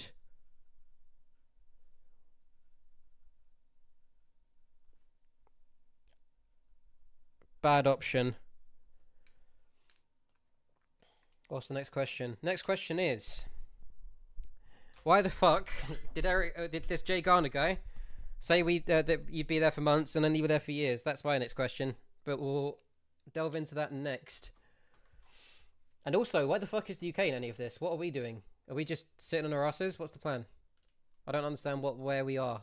I don't even know if it's relevant me even looking at this stuff. Or like if we're going to come into it later on or something. I don't know. But we will see. Okay. Possible. Also wanted to keep army what's the word? Not keep it established. In place, yeah. To assist reconstruction.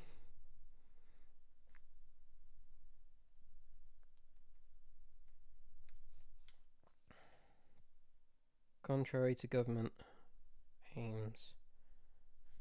So I did see. Yeah, that would. I think that's also. I don't know if Garner would have been privy to that, because I'm not sure. In retrospect, how?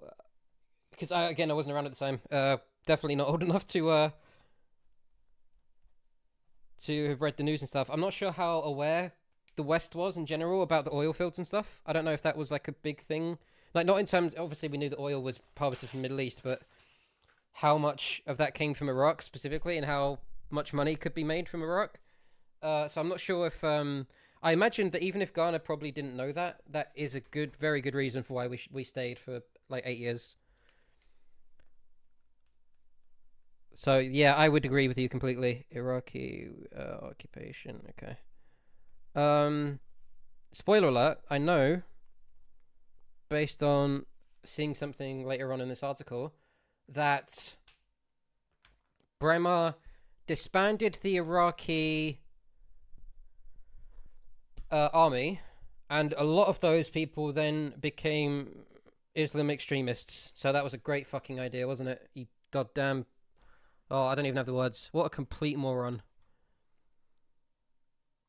So... so June...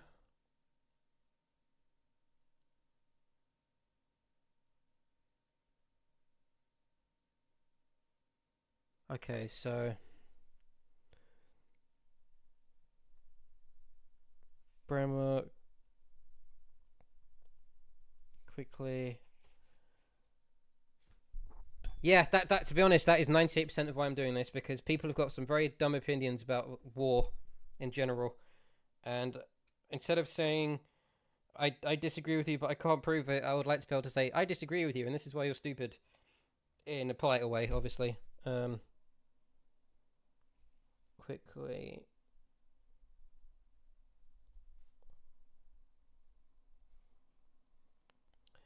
Established route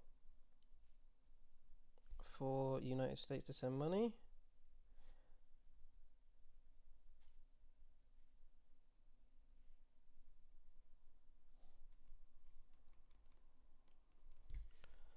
It's a noble pursuit. Okay, you take your time. I'll be here for a while.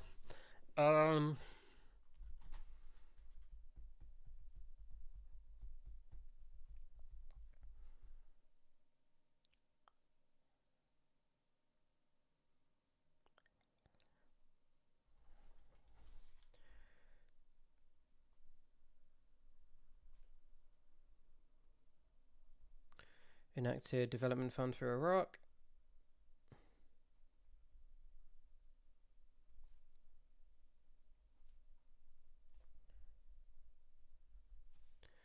Cool. Which provided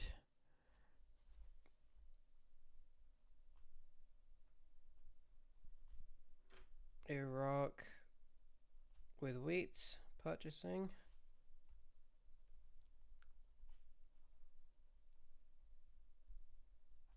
So how much did that cost, the development fund for Iraq? That's another potential cost, right?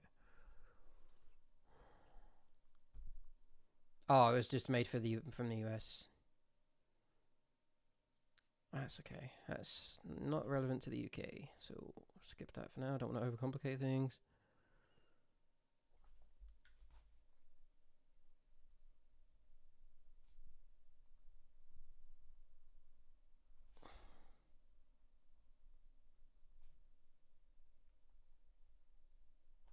Bolstered Iraqi currency and electric currency, electrical and oil infrastructure.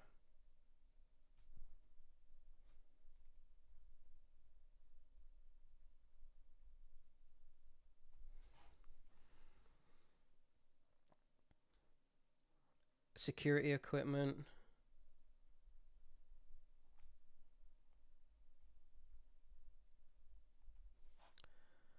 Civil service salaries. I mean, surely, I think I saw the. It was. Sorry, I do actually need the amount because I'm gonna write it down. It's about $2 billion, wasn't it? How much was it?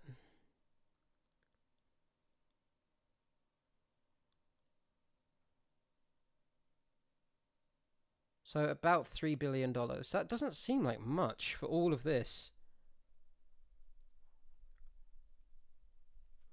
Civil service salaries and government funding.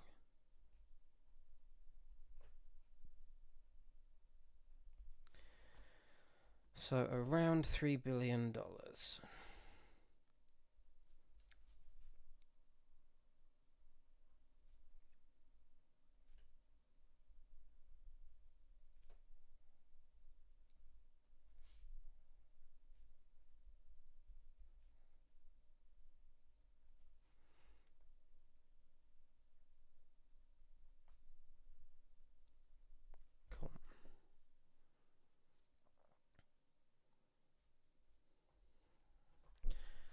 Okay, so Bremer's Coalition Provisional.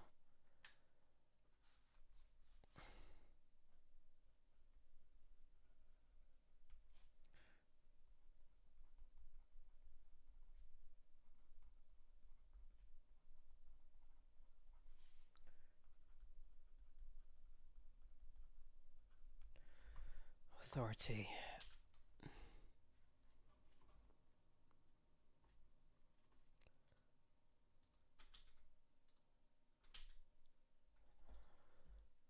Okay, so Act 1, where was it?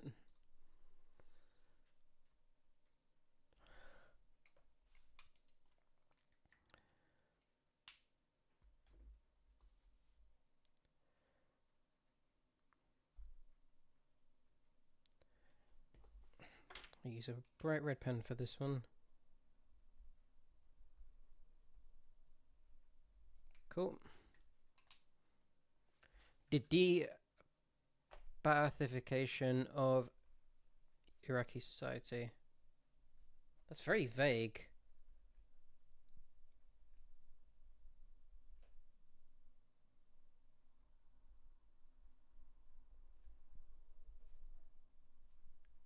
Although I guess...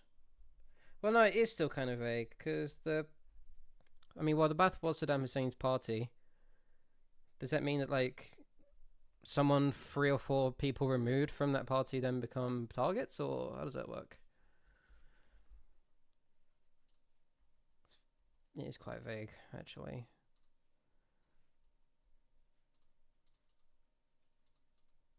We will see, I guess.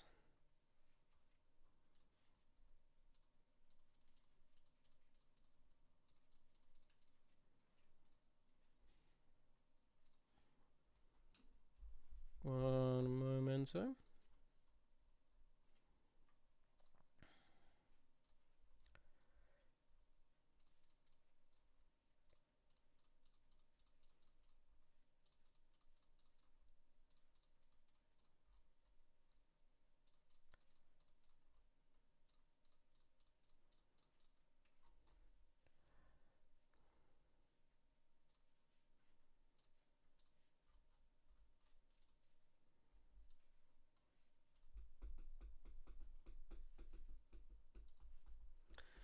Okay, back to it.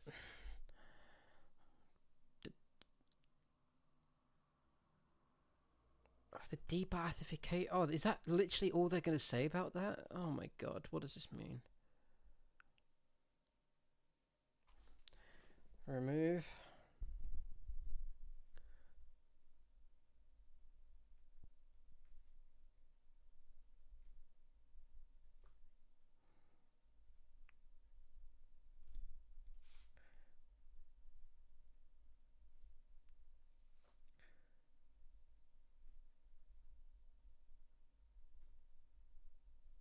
Okay, and how do they try this?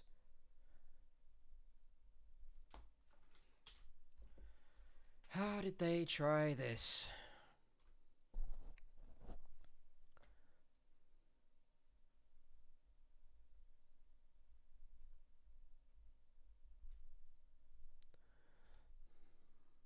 Denazification, apparently.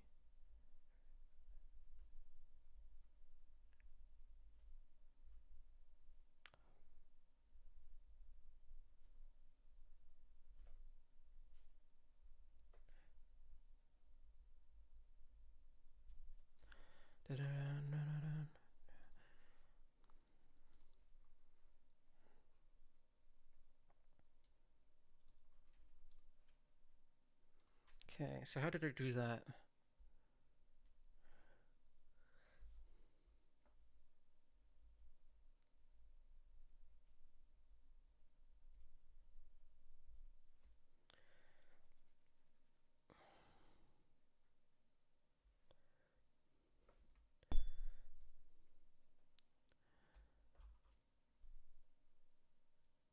Oh, wow.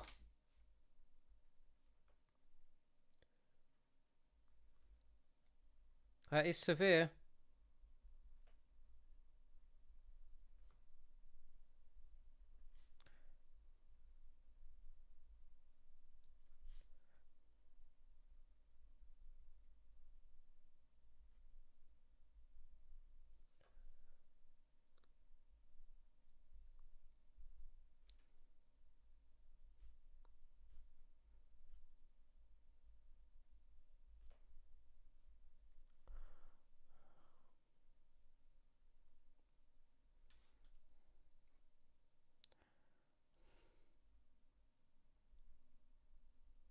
Interesting.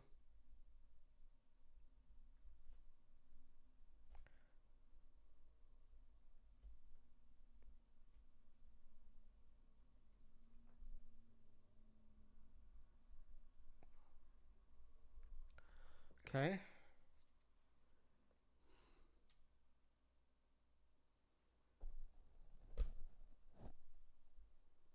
So why was it, I thought it was pretty extreme too, but why was it repealed?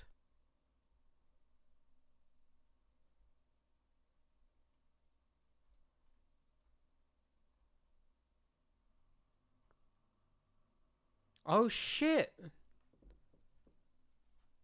Here they are.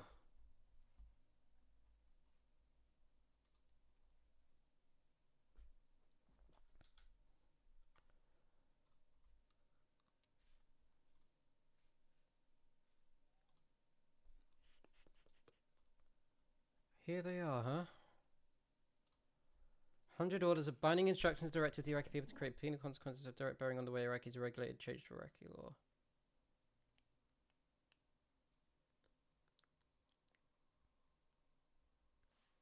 Okay. I want to read more about this one though. This one.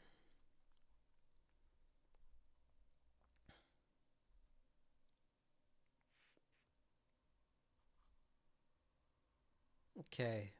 It's not really what I'm looking for. It's just the law written word for word. Oh wait, what is this? Oh, this is all okay. Okay. Uh.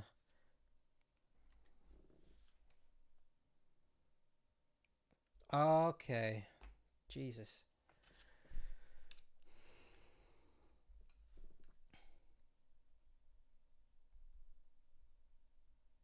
Is this the stupid one? This is the one that worked with the army. This is the one that did the army, right?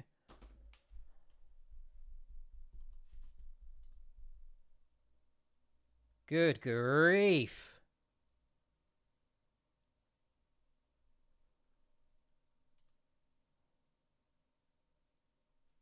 So didn't this... Yeah.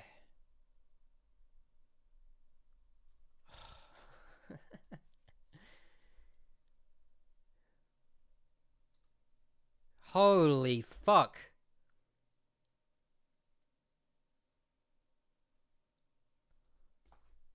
Did... What's the word? Dissolution of Iraqi army lead to ISIS.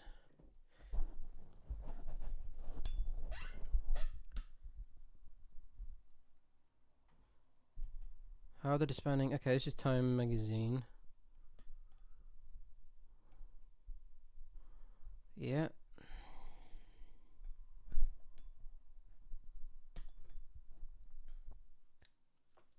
Many Sunni outworked Sunni warriors into alliances with Sunni insurgency that would eventually mutate into ISIS.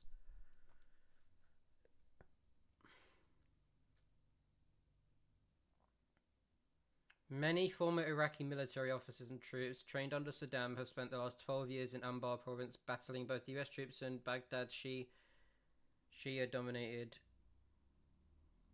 security forces, Pentagon officials say. Wow. That's so deeply short-sighted. Genuinely staggering.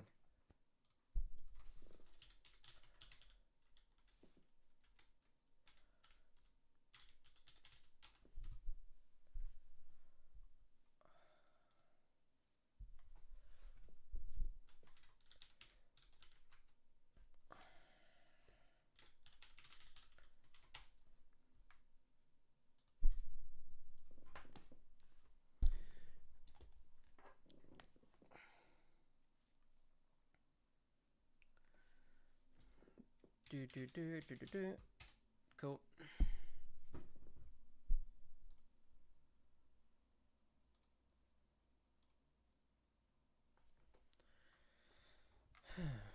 Okay, so that's a problem for later on, I think, when we're looking at the consequences of the war more than anything. Okay, so let's look at this one specifically. So deep.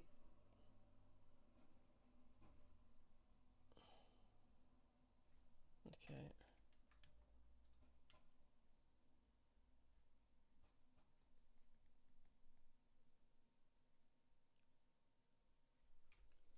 So I guess you'd call this one the de-Baathification of Iraqi institutions.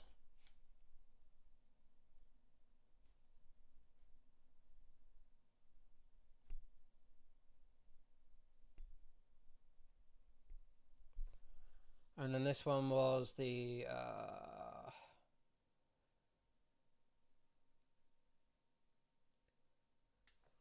what month was this one?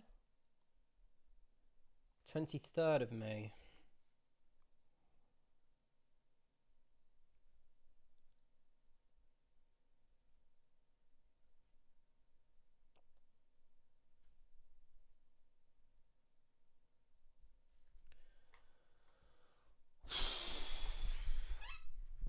How short-sighted is that? Come on, man. They gotta be smarter than this, bro. Silly geese. That's what I'm telling you. Silly, silly, silly geese.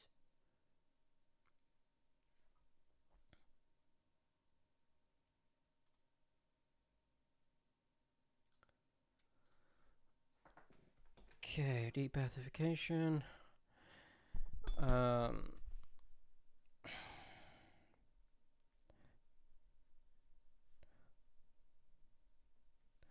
Order 2 extended. Order 1 to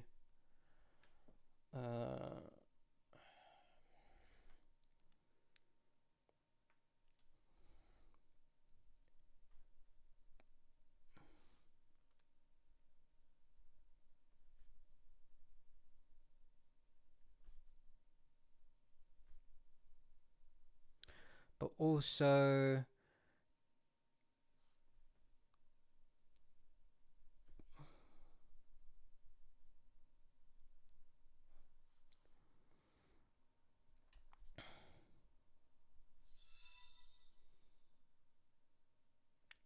hey Em, how you doing? And apparatuses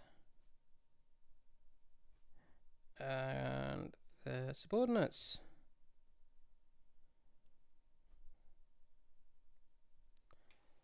Okay.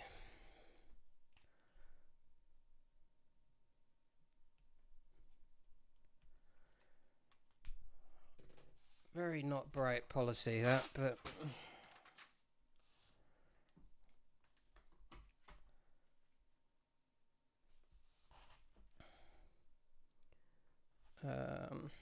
Bremer orders continued, I guess it would be, wouldn't it?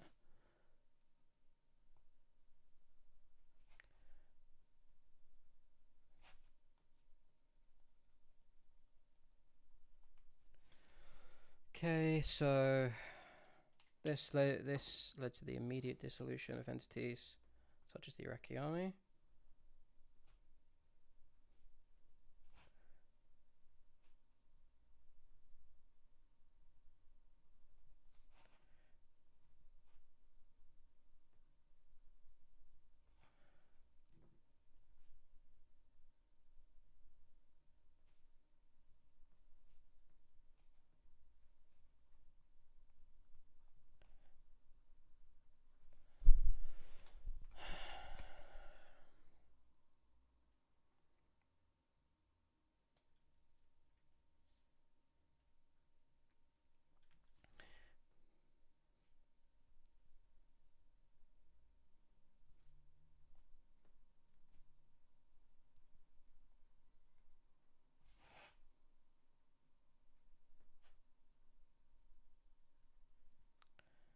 But frozen and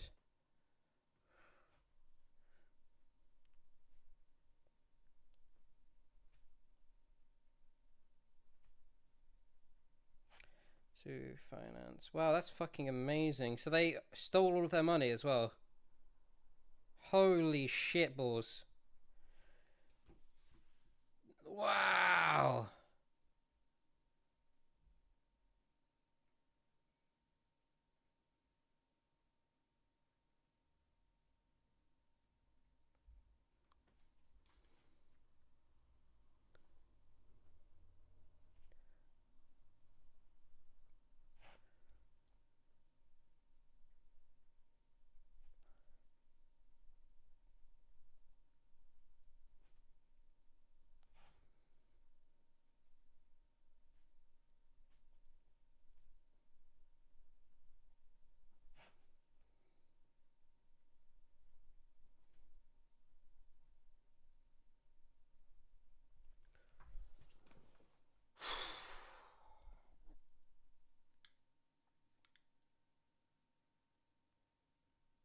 I'm actually impressed at how fucked this is.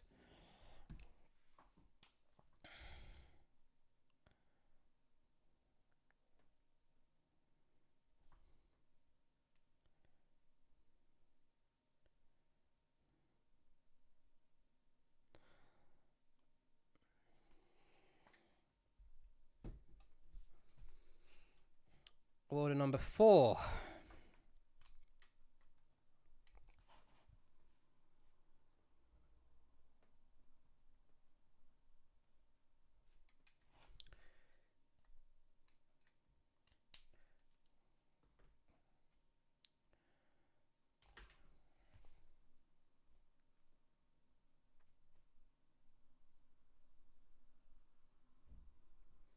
Management of property and assets of the Iraqi Ba'ath Party.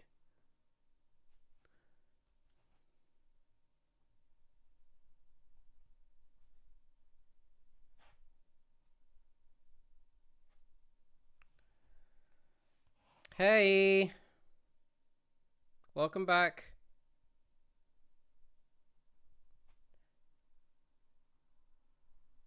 Enjoy your food. Yeah, but you look so good with the sword next to you, so keep it. Ba'ath Party. I'm all disrespect up in here. This is a great article. Look, the decision to dissolve the Iraqi army, rob Baghdad's post-invasion military of some of its best commanders and troops, combined with sectarian strains that persist 12 years later, it also drove many of the suddenly out-of-work Sunni warriors into alliances with Sunni insurgency that would eventually mutate into ISIS. Oh, hot bread. I love hot bread. Gotta love hot bread. What I'm reading currently, I found like a list of all of the different orders that Bremer gave, the new like leader of American leader of Iraq before in his transition. So yeah, a lot of this seems kind of wild.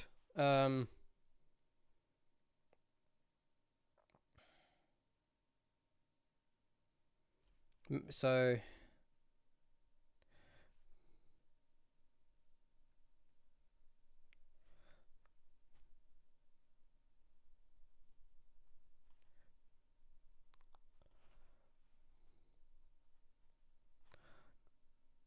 benefit of the Iraqi people. Probably fucking didn't. I'm so curious how much this money actually stayed in Iraq and how much of it was quote unquote lost.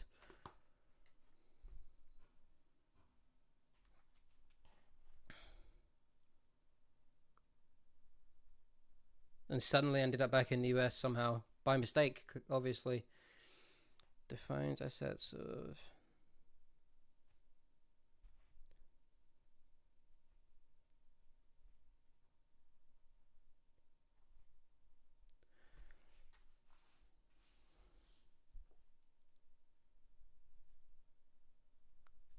Any and all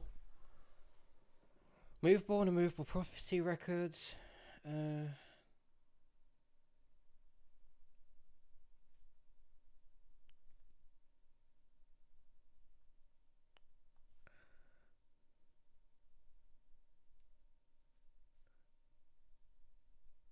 Records. Data cache funds.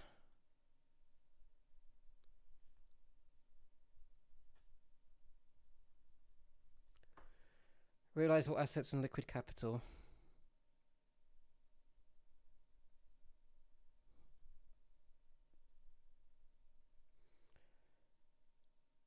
I'll make this dish for you, by the way. It's the Tittify pasta. I've seen that. Oh my god. Anything with tomato and feta, I'm in. I love tomato and feta. Assets and liquid capital. Save some for me. I'm on my way. Ignore the fact that I'm still sitting here right now. I'm on my way.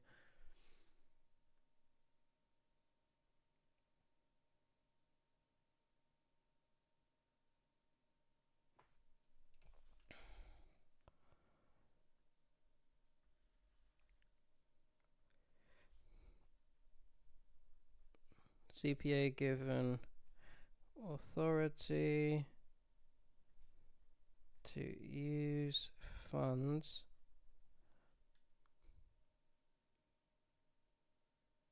I like asparagus.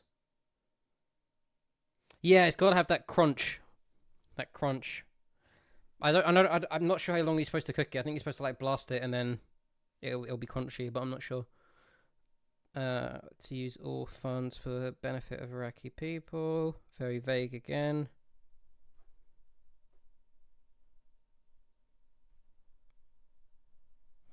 Were they actually this vague? Oh, this one just doesn't even have a...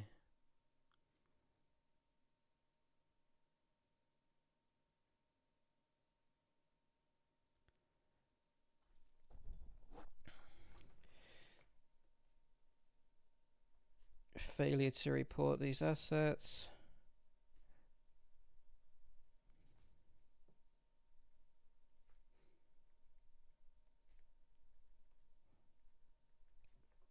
Results in a fine or imprisonment.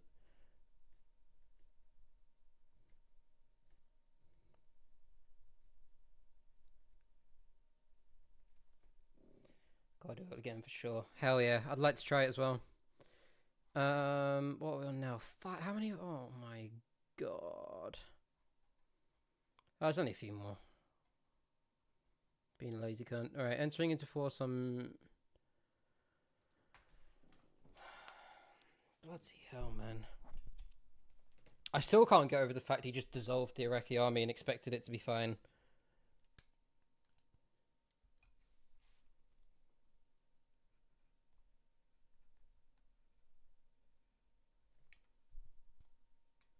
It's like, hey, we've got all of these Sunni warriors, like Sunni militants. Why don't we just, you know, unemploy them all and that'll be fine. Establishment of the Iraqi... Wait, what? How does that... Okay, wait. So they... So they created a law that says they want to de-Ba'athify Iraqi society, and then they wait until 4 more later to implement a mechanism of which they're going to do that. That's weird. I don't understand the logic. The Ba'ath party, by the way, was Saddam Hussein's party.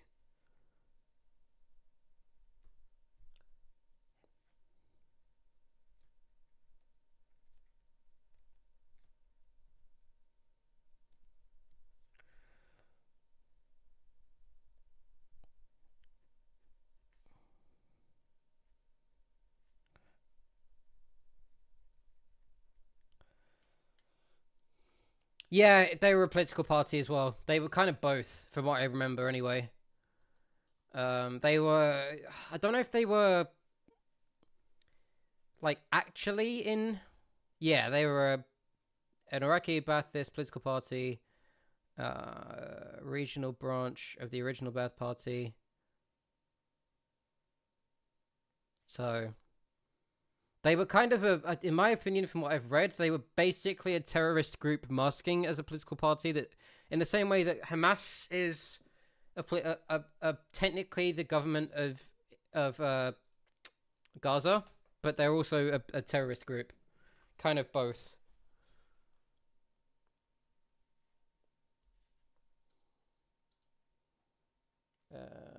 So that's 25th of May.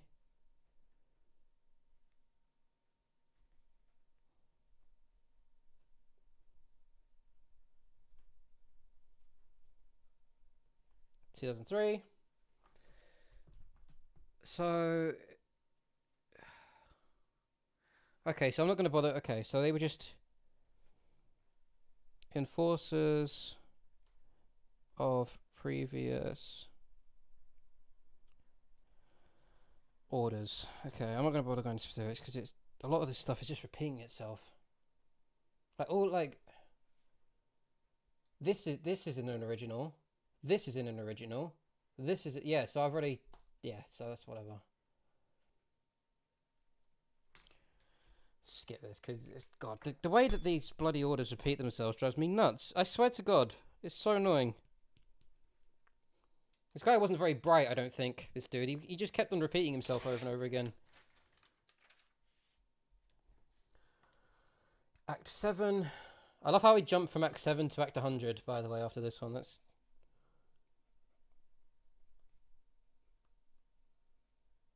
I assume there were 93 more before Act 100, but they just weren't as important. I don't know.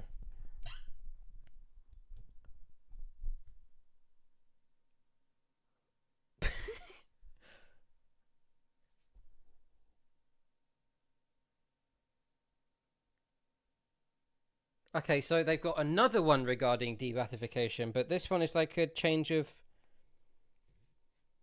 Delegation of authority under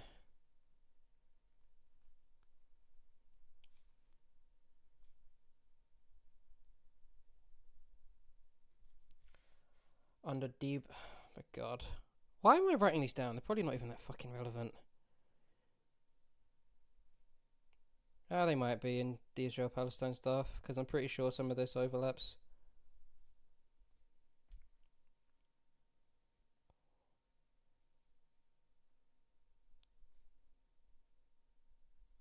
All the conflicts kind of bleed together in the Middle East, I think, in some way.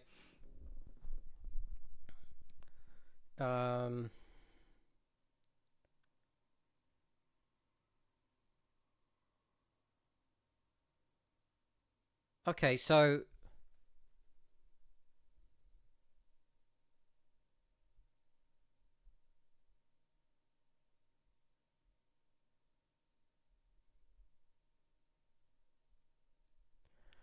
this memo rescinded order number 5, great.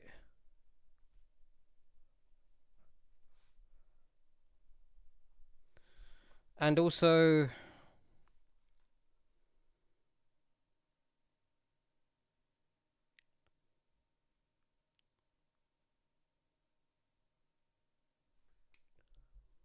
okay.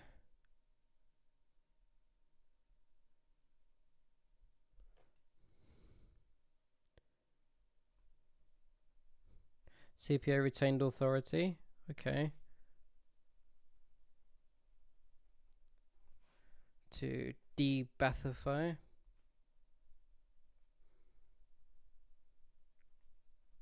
What a word, by the way. A dash and an apostrophe. What more do you want?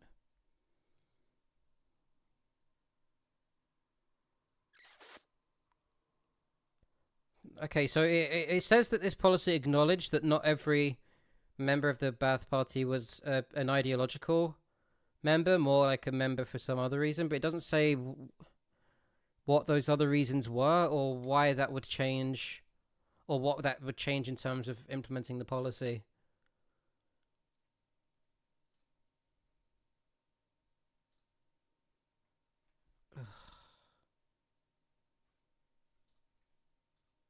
If they don't explain it, I'm just not going to fucking write it down, because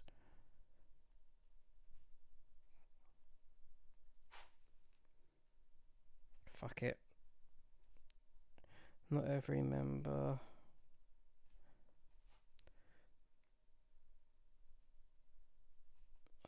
Ba'ath Party was an ideological one. I'm assuming what that means is that some were either coerced or some other thing, which is, again, that's understandable. A lot of some Nazi, or not a lot of, some Nazi collaborators weren't ideological Nazis either, but I'd like to understand what that would change in terms of enforcement, but I guess not to be.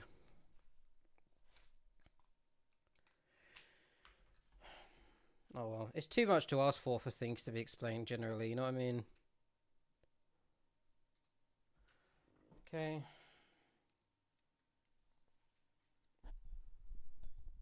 Okay, so this one just transitioned authority into the new government, I think. Transition of...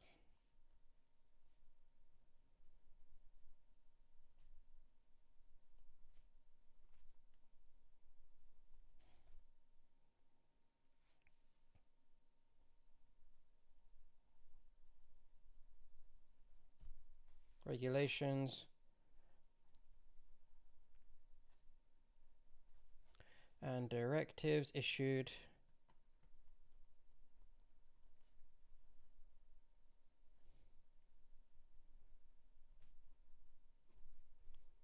by Coalition Provisional Authority.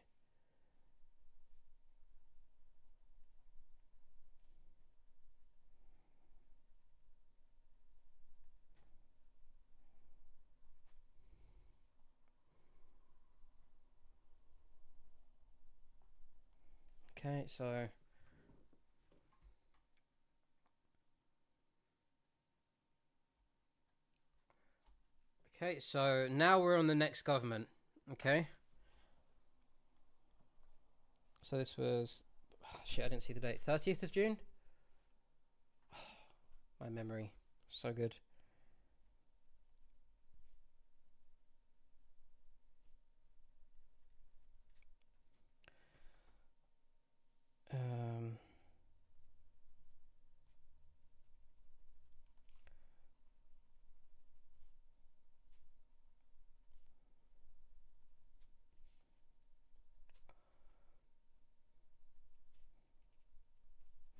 Making it sovereign.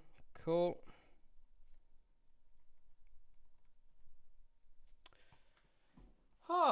Progress. Making progress. So Bremer, I don't know. Well, I guess I wonder if there's like a...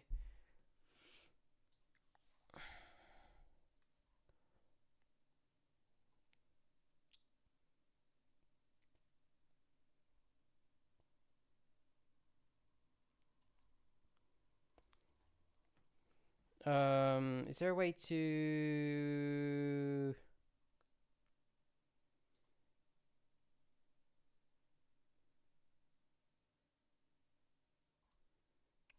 let's have a look.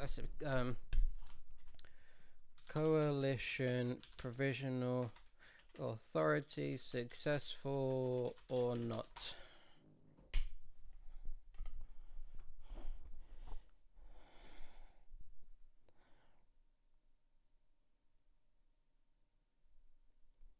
Welcome back, Sarah. Oh, I'm sorry to hear that.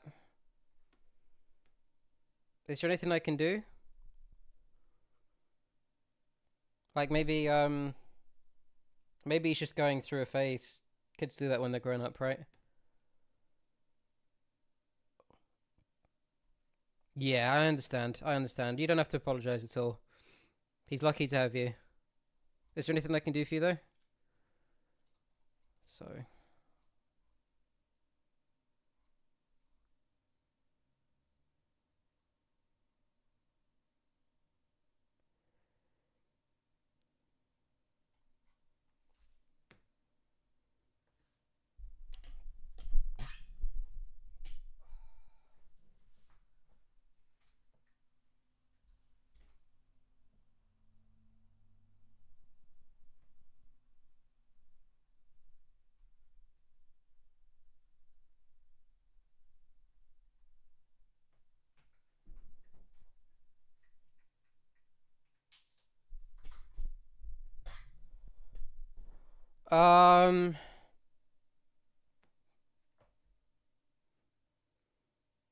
that's a good question. I'm not sure.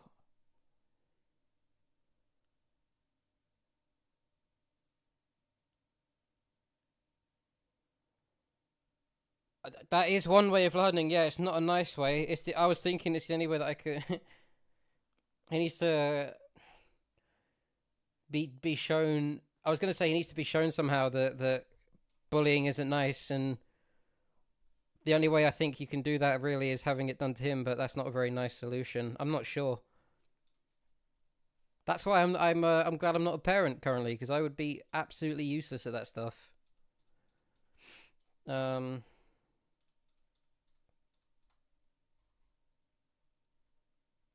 Sucks though. I'm sorry you were going through that. Sorry, Asher is too. Or Luke. Sorry, Asher's the one doing it, isn't he?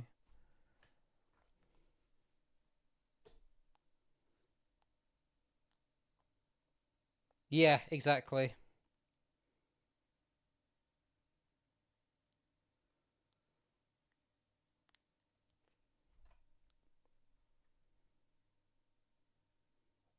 Yeah, hopefully he grows out of it himself quick and realizes that he shouldn't be doing that, but...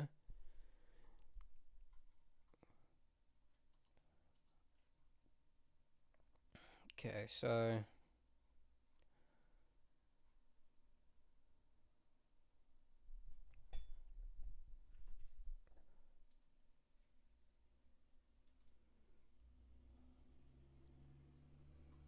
Well, he can't thank luck entirely. Part of that is you being a good mum as well. Most of it. Yeah,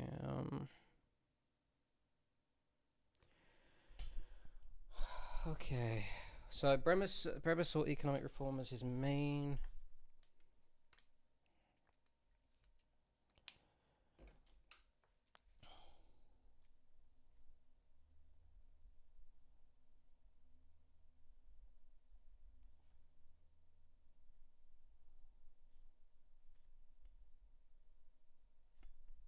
Priority for Bremer.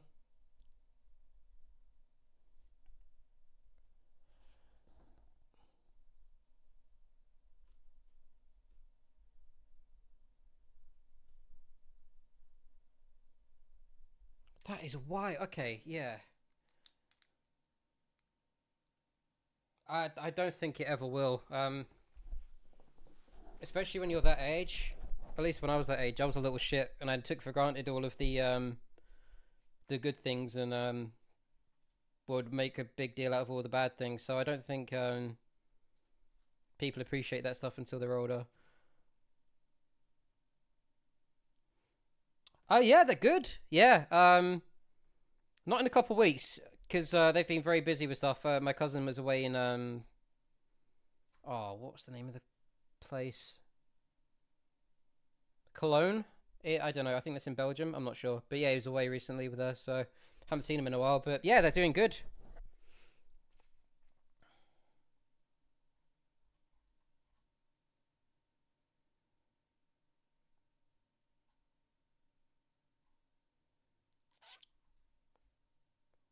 So, yeah, sorry, this is fucking crazy. Okay, so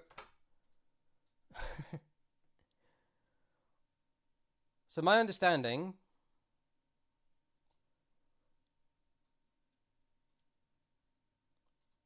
So in where the fuck is it? It's one of these tabs probably. In these 100 orders.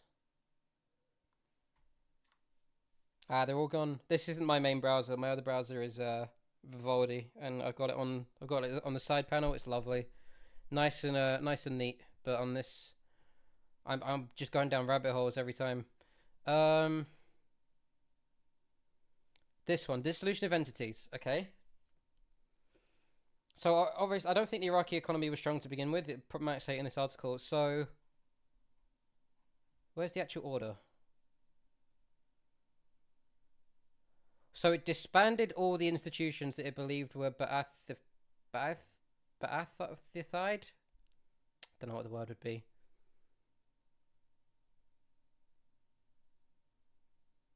Oh no, where was the... I had it more detailed. Shit.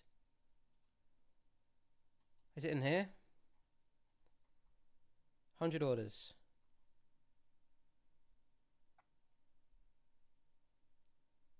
So not only did they dissolve institutions like the army, they froze all of their assets, and they were banned from future employment. So they were left in abject poverty, essentially.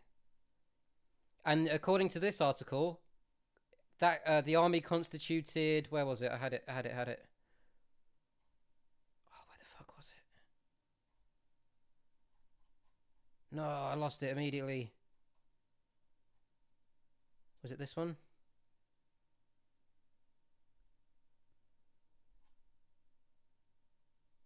I don't want to say the number without seeing it for myself. I think it was 7%.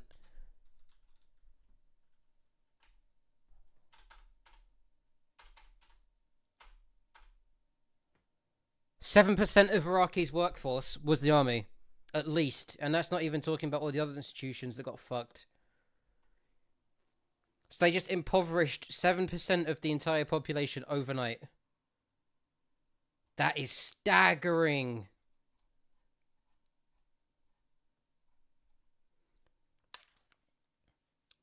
I mean, unemployment being 7% of the population in general, from what I remember of economic policy at all, is terrible. But can you imagine that happening overnight?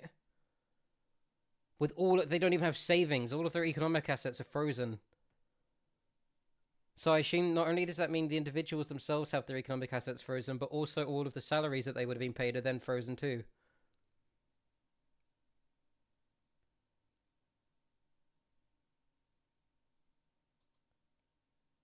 That's fucking wild.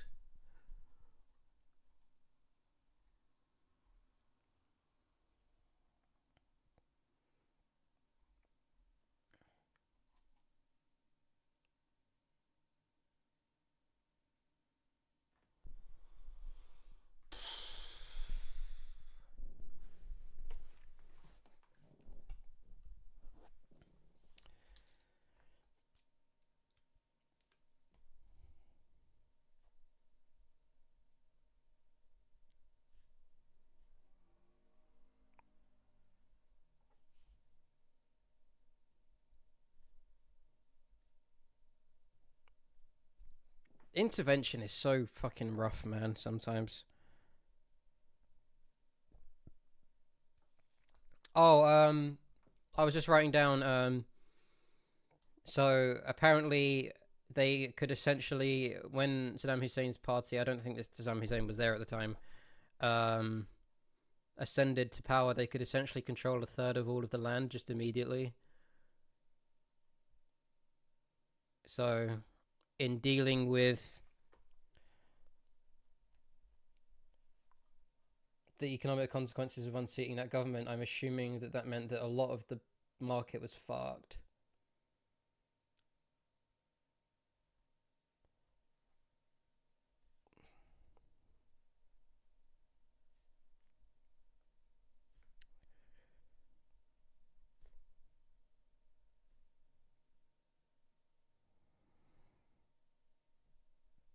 One third of all arable land.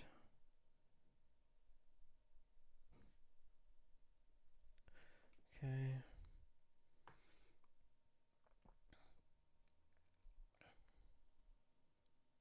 Painful process.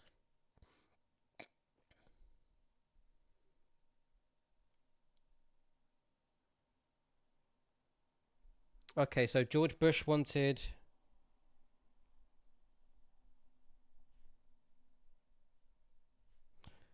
Iraq's economy privatized. That makes sense because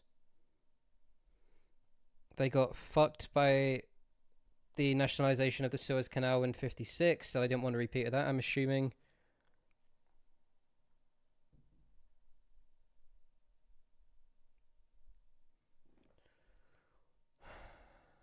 Yeah.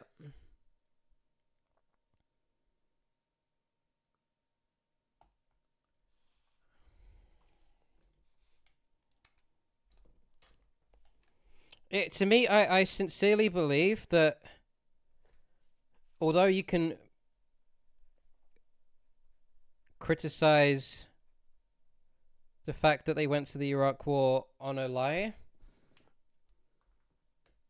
it seems that at least to an extent they seem to care about making Iraq a better place. I don't know how viable that is as a belief. At least I can see here they wanted a democracy and stuff, but oh man, it's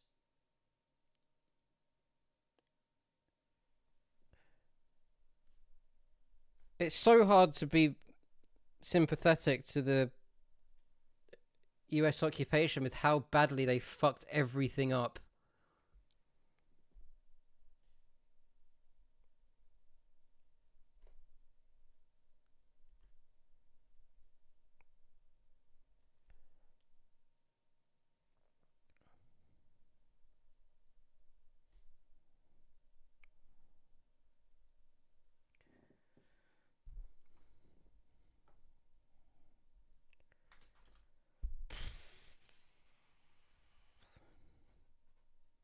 It's really hard to stomach that all of this, knowing that the Islamic State massively benefited from most of this policy.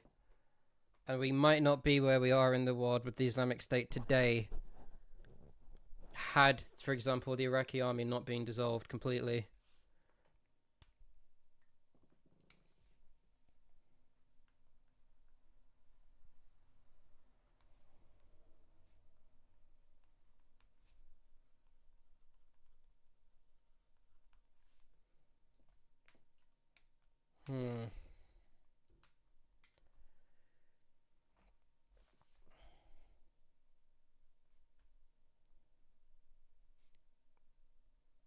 So they managed to revive the Iraqi currency.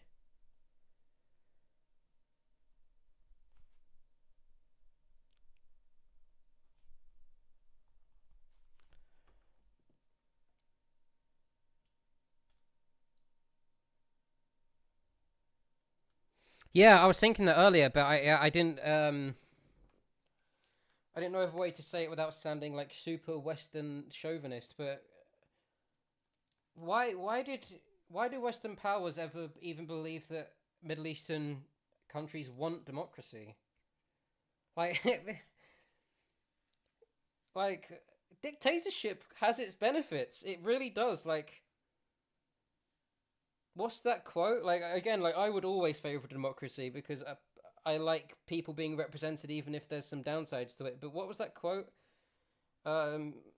With Mussolini in Italy, at least the trains ran on time, you know?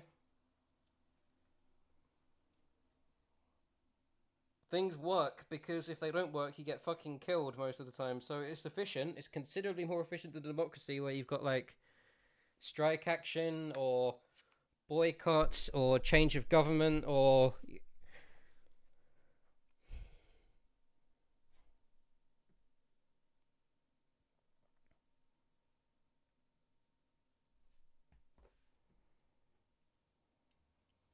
it just from like a macro level, just judging this invasion, a Saudi Arabian prince commit or masterminds 9/11. I don't think he wasn't there, was he? But he masterminds 9/11.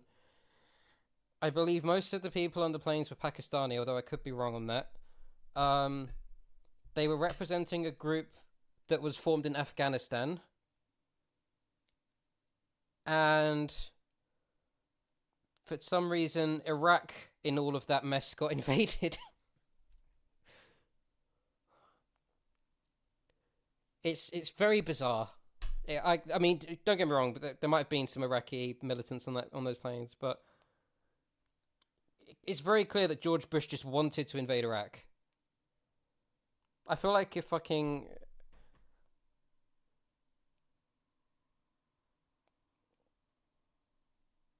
yeah. I did you see that thing recently about the apparently the Taliban have like somehow managed to make women's attire in I don't even know what country they're in. Is it Iraq? Is it Afghanistan? I don't know anything about the Taliban. Yeah, apparently they've managed to make women's attire in Afghanistan even less explicit isn't even the word. They're even more covered.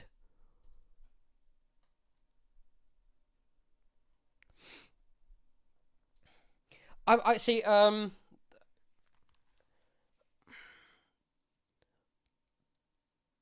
of what I was reading was that Osama bin Laden felt empowered by Palestinian uprisings in Israel. So apparently that was a part of the reason why he acted when he did, but complete disaster for the Middle East in general. Complete disaster for the Middle East, 9/11. It was such a counterproductive attack. Not even morally, just skip morals. Like when you're considering these questions, if you apply like moral baggage to something, I think that kind of it's like can be kind of virtue signally. But in terms of the impact that imagine how different the Middle East would be today if 9/11 hadn't happened. It's just beggars belief in it. Yeah, I don't buy into any of the theories that 9/11 was an inside job or anything like that. I just don't think that was the case, personally speaking. I would. Yeah, no, I would. Don't get me wrong, I'm very critical of some governments, especially, and George Bush, I think, has been a complete disaster generally. I don't know if I could ever attribute that to him, though. I just don't think so.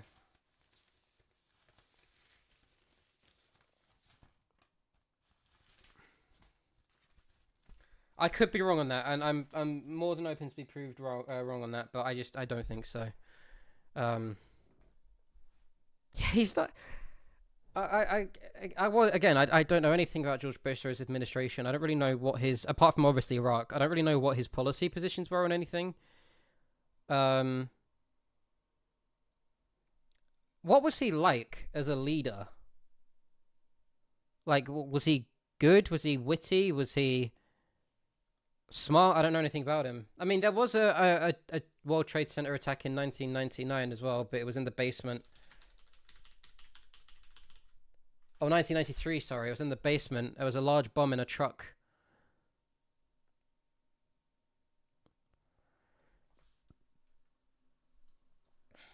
Yeah, those are the memes I see of him where he's kind of dim-witted, but like an imp. Unlike an actual troll like Donald Trump, who is just a complete disgrace. Okay, apparently they managed to... Had a sense of humor. I like that in a president. I like that. Obama had a sense of humor.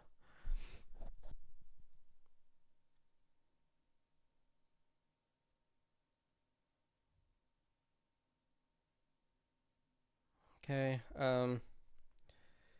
So Iraqi...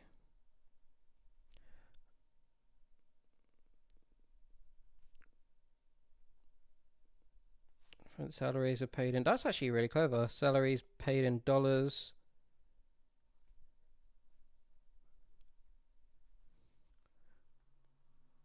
In May 2003 to boost liquidity. That is actually clever.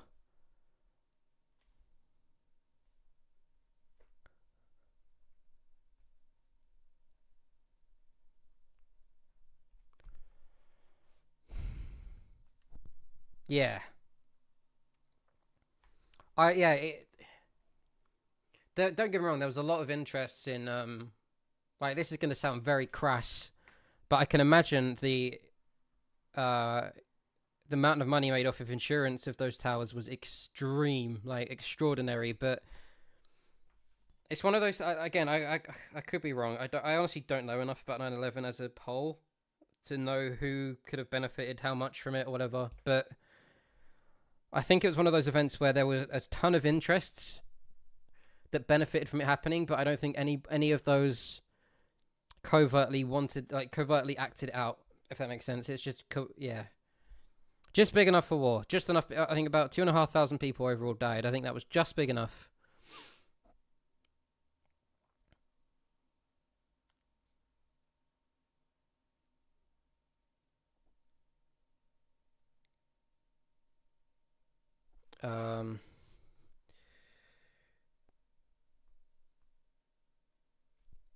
Not a permanent solution. Okay.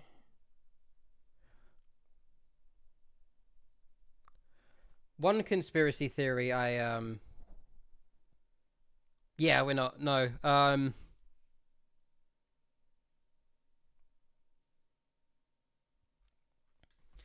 You see, now this is something I have to get into, and I'm not going to make any judgments on this on Israel Palestine based on the fact that I know no information. But from what I've gathered, in the past, whenever deals have been accepted, Israel has accepted peace treaties with Palestine, and Palestine has always rejected them, which I find interesting. I don't know why that is, but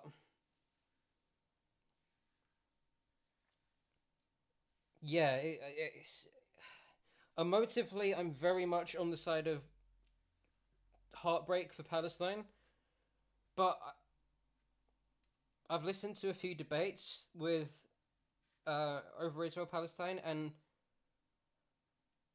sometimes the pro-Palestine side will massively misrepresent certain events or information that makes me wonder like why they are. Does that make sense? So yeah, because emotively I don't want anyone, Israeli or Palestinian, to die in that conflict whatsoever. And emotively, when I first started reading or hearing about this, because I honestly didn't really know much about Israel Palestine until October 7th, my assumption was it was genocide, but I don't know, and I couldn't justify either way based on the information I've got. So that is probably coming right after austerity that I'm looking into that, but I would have to deep dive. That will take like a month or two of research. I feel like that'll be a long fucking process.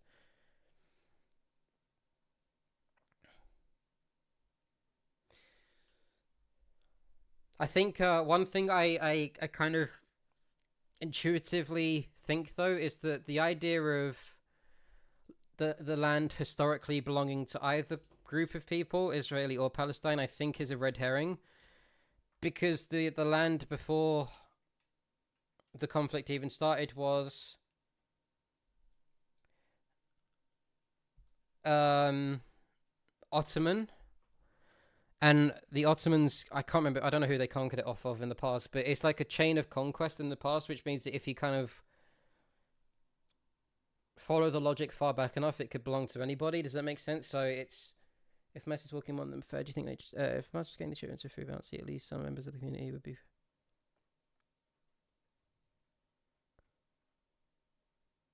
Yeah, I get you. I get you. It's not something I'm comfortable talking about though, because I know so little about it. Up until a year ago, I couldn't have even pointed to Palestine on a map. That's how little I know. And yeah, it's so harsh. Like I'll tell you though when I'm researching it, if you want to join me and we can figure things out together.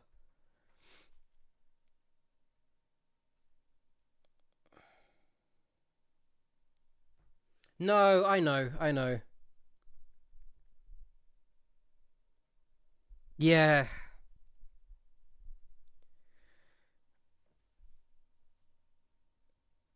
It fucking sucks, man. Like, I don't know. I just, I mean, my kind of intuitive belief is that I would like a solution where both Palestinians and Israelis could be equal in the eyes of the law and vote on a party and or vote on a government and all that stuff. But yeah, no, I'm not uncomfy. It's just intuitively I'm very pro-Palestinian, but I don't have the information. I just hear loads of shit about the IDF, but I don't know if that's true or not. So I would feel. I feel essentially as knowledgeable as that, and I would be on like quantum physics or something. I have that little, but yeah, it's next on the list. So, okay, so they revived the currency.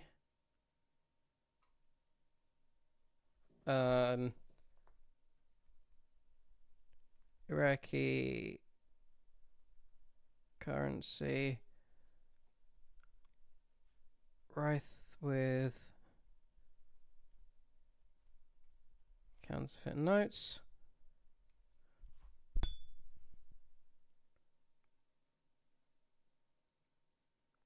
Yeah, exactly. It's one of the this is a question I've got. I'm not really making a statement on it, but one of the questions that I think I have to look at in the study of this is, like, don't get me wrong, I've seen Israeli war crimes. Like, an example I can think of is, I don't remember when it was. I think it might have been last calendar year. I believe that there were 3 Israeli hostages that walked into the street with, like, white flags up, like, surrendering, and they were shot by IDF soldiers. Like, that is a clear example of what I would consider a war crime. Not only the fact that they were on the same side as the IDF, but the fact they were surrendering, and I think they were even in civvy clothes. But this is going to sound callous. War crimes occur in every war. I think the question regarding genocide is whether or not they are isolated incidents or whether or not that is a directive from the government. Does that make sense? I think that's the important question. The policy or situation, that's a good way of saying it. Yeah, because I think, based on my foggy memory of uni, the intentionality of a genocide is like the most crucial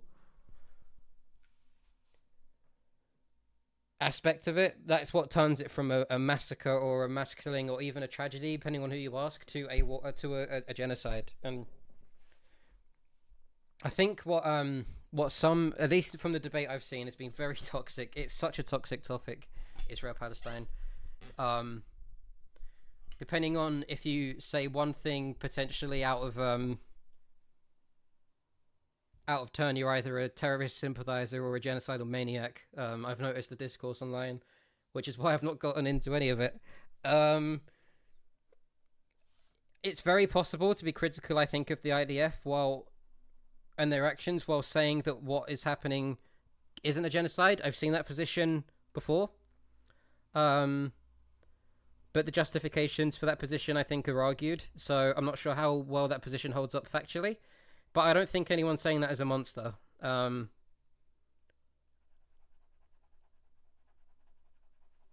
It raises...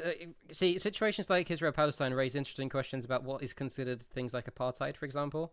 I think before I go into Israel-Palestine, or kind of at the same time, I might look into the South Africa situation when apartheid South Africa was a thing. Because I've heard people like Destiny argue that there was a substantial difference between Israel's treatment of Palestinians and South African white people's treatment of South African non-white people. I don't know if that's true though, but I think like debates like that are very interesting. But because it's so vitriolic, you can't have those debates. I don't think a lot of the time, at least from what I can see, they always descend into shouting matches, which is a bit sad. But it is fucked. Yeah, it's so fucked. Yeah, this is irrelevant though, but they have lovely accents. I don't know, like, if you've spoken to them own voice, they have lovely accents in South Africa. South African white people sound, like, lovely. I could listen to them narrate my life. I've got a friend called Ruben from South Africa. He's a lovely man. Yeah. I've heard of the Antwoord, but I've never listened to them. Yeah, it's...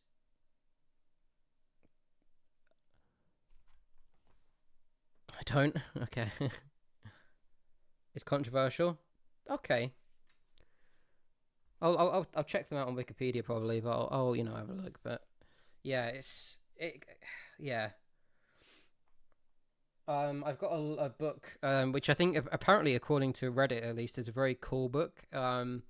It's called The Dual Histories of Israel and Palestine, and it takes like each period or seminal event, and it provides both a Palestinian scholar's perspective and an Israeli scholar's perspective in the same chapter, which I think is actually a really quite cool way of portraying the history. It means that you're not ideologically driven towards, like, so yeah, I quite like that. So that's the book I'm going to be reading. I'm going to be doing like a Wikipedia scanning, and then I think I'll read the book after, because I want to get the timeline before the historiography. See if I have any opinions on it, but...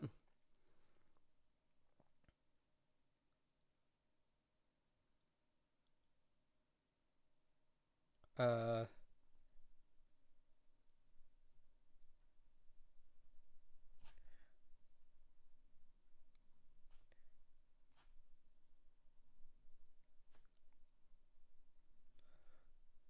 this is interesting. So in 2000, sorry, or was it in 1990? Let me check. Iraq no-fly zone. 1991. We can have a mini book club. Yes, I will. I'll take a picture of it when I'm in bed. It's downstairs. I think it is anyway. In 1991, there was a northern no-fly zone and a southern no-fly zone. The northern one was set up for Kurdish people, and the southern one was set up for Shia Muslims, which were being persecuted by Sunni Muslims. And apparently, because those two zones were so unstable at the time, or so isolated at the time, because of they had to be protected from Saddam Hussein. I haven't. No. I'm not starting it until I delve deep into Israel Palestine. So I haven't even opened it. But apparently, because they were so isolated, their currencies were more stable than the mainland Iraq, because Iraq was so fucked. Which is...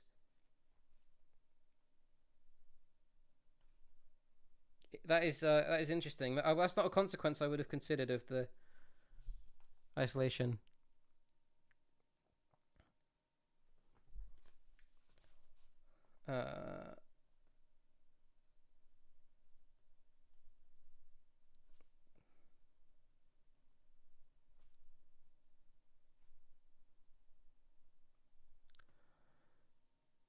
Yeah.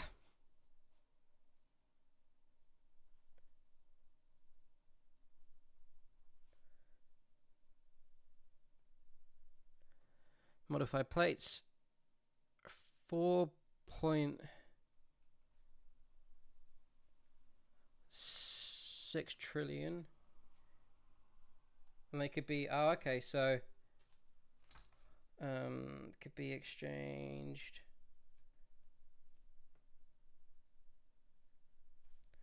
One to one for Kurdish currency. Okay.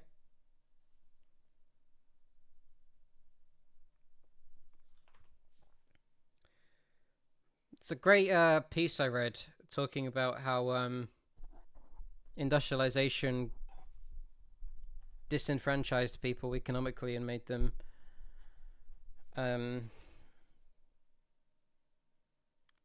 what's the word? Redundant, I think was the word he used. Oh,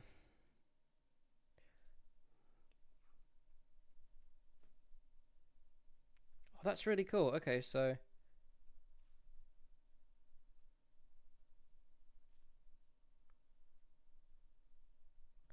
currency appreciated to the dollar.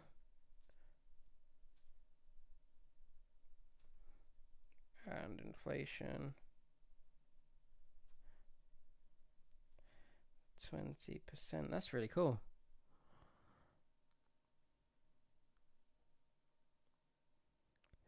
Okay, so Bremer wasn't a complete fuck up. He actually did a really good job with the currency.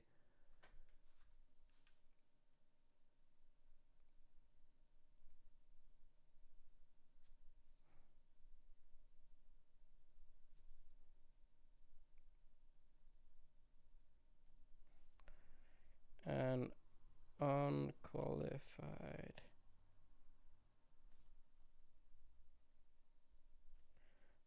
That is actually genius, though.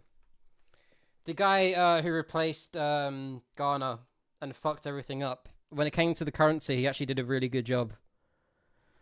The next sentence, though, unfortunately, Bremer sabotaged much of what would follow when he dismantled the Iraqi army, cutting the knees out from under 7% of Iraqi's workforce. Jesus.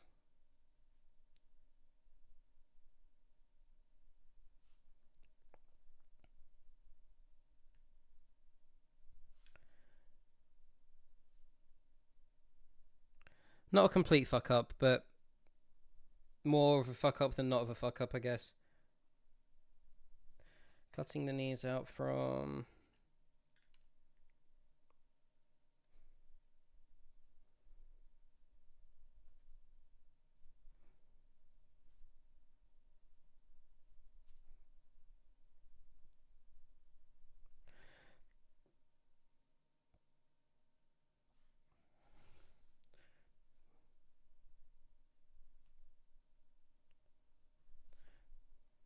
massively undermine the success.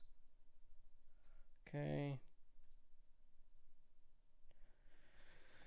I think the reason this is important to know for my purposes is because I imagine a lot of these reasons and this lack of stability was probably a large reason why the US and UK stayed in Iraq for as long as it did, because we had to stabilize a fuck up that we created.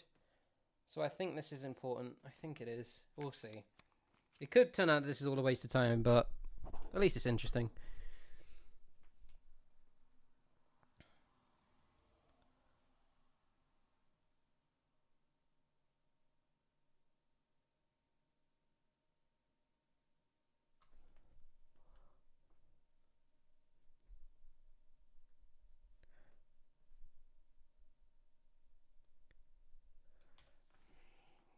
What is it? This is still the Real Clear Defense article. I've done loads today. I'm pretty happy with myself.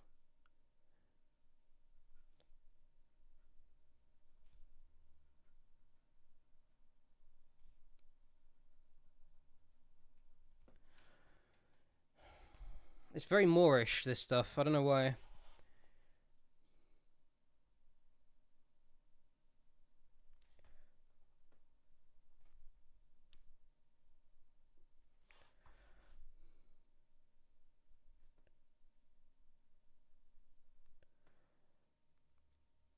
Whenever I finish up a particular section, the lead into the next section is so interesting that it makes me want to just keep going and not stop. So I want more. But Bremer,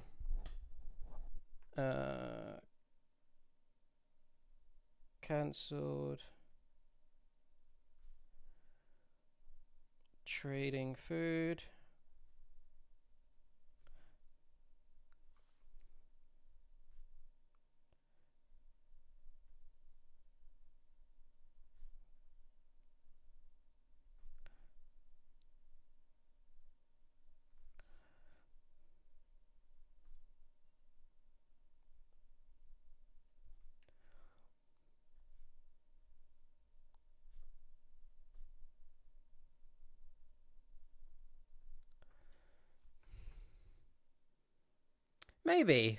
Maybe.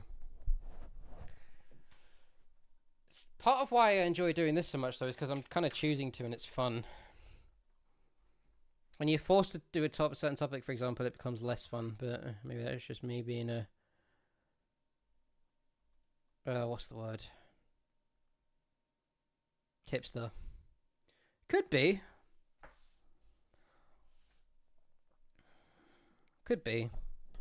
You're not wrong, actually. I'm not sure what topic I'd do this on in particular. Iraq War, as interesting as it is, I don't know if I would pursue this as a thesis. I think something like Israel-Palestine could be it, though, because fuck, that topic is deep. I don't know if I showed you earlier, but this Israel-Palestine goes all the way back to the 1880s.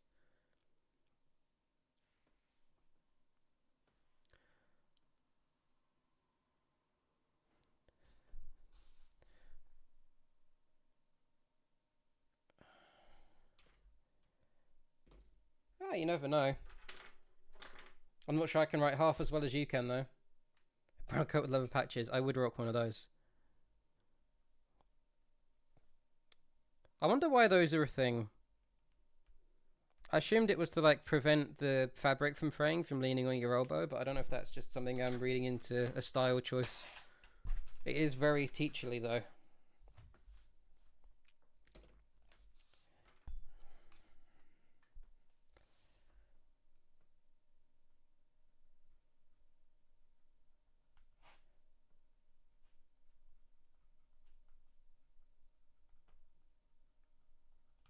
Oh, do you want to see something cool? If you're not too busy. How do I... can I... Oh, fuck it. I'll just do this for now. No. Actually, I'm not going to do that. It's going to ruin everything.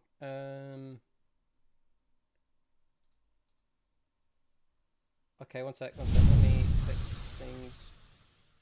It will take me 2 seconds. Video capture device. Webcam capture. Okay, you should be able to see me. Hi. Okay. Ta-da! Don't know if you can see that. 20th and is it? No, 10th anniversary of Royal Blood first album. Came out a week ago. Forgot to open it. Here we are.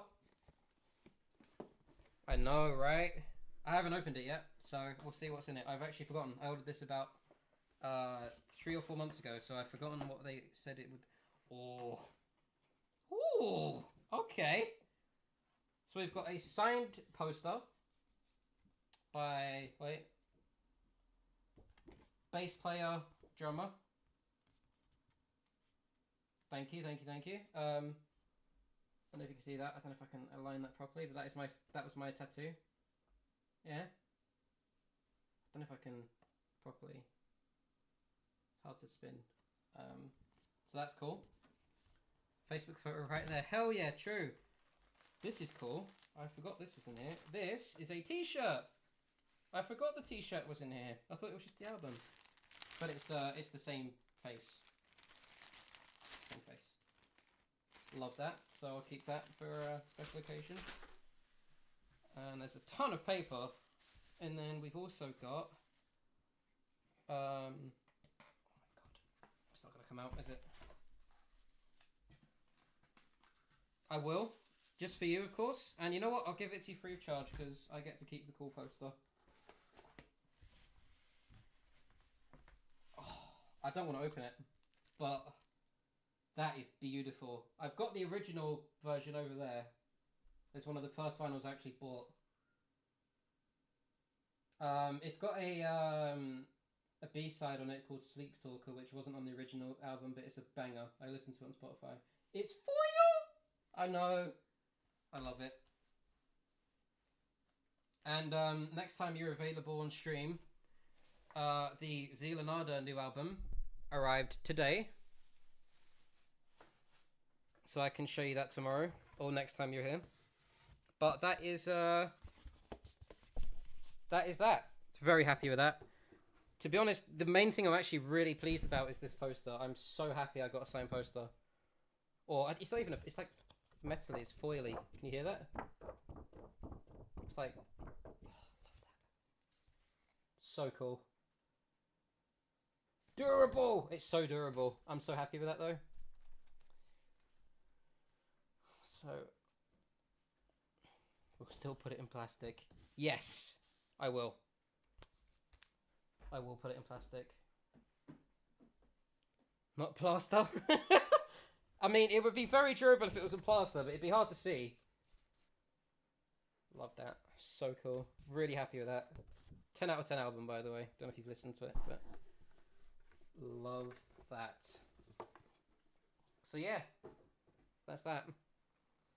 Thank you. It's. I love that. I love that band. Truly a masterpiece, that album. Absolutely adore it. I'll listen to it with you sometime if you want. Okay, so back to the grindstone. I literally put it down there next to my chair, and as I was turning around to get to my paper folder, I saw it and I was just like, oh shit, forgot about that. But Zealanada's downstairs, and I haven't listened to that album yet, actually. I meant to do it today, but I forgot. So we could probably listen to that as one as well. It is, how long is it again? 40 minutes, so it's not very long. Haven't even listened to a single off of it. I'm going to see them in September, though, so woo.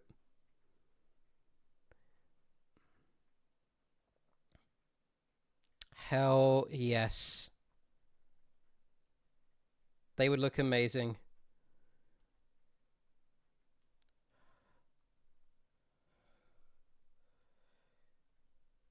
What would you dye them though? What colour?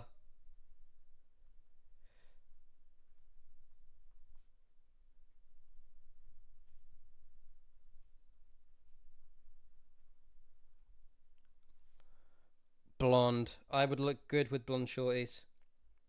The best.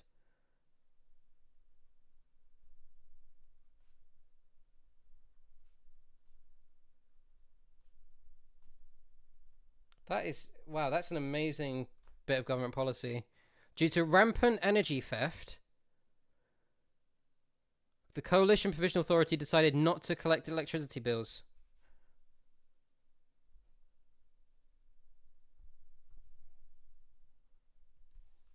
Love that.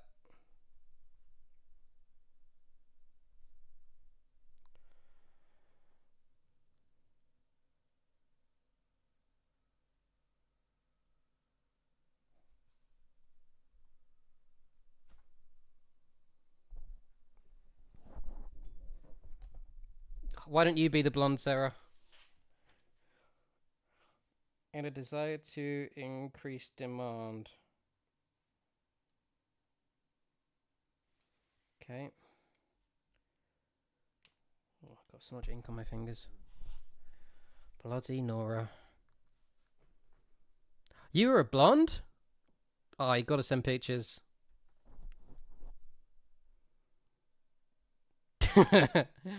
Is there such thing as too much attention, really?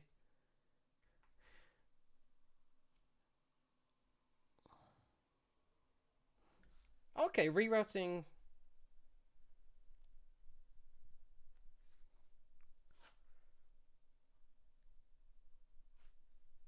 You've still got mine, if that makes you feel better.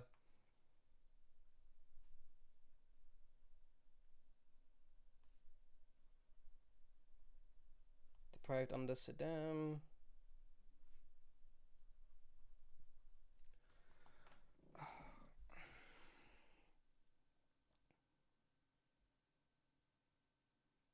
stunning. It really suits you.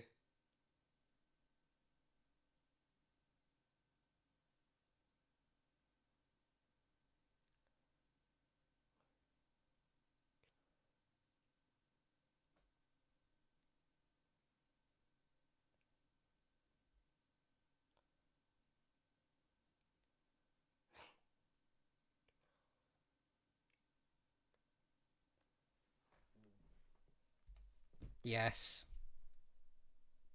I've always said you've got a nice head, Sarah.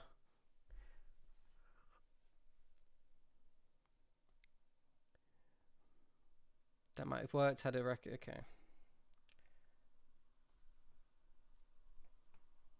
Okay. I bet.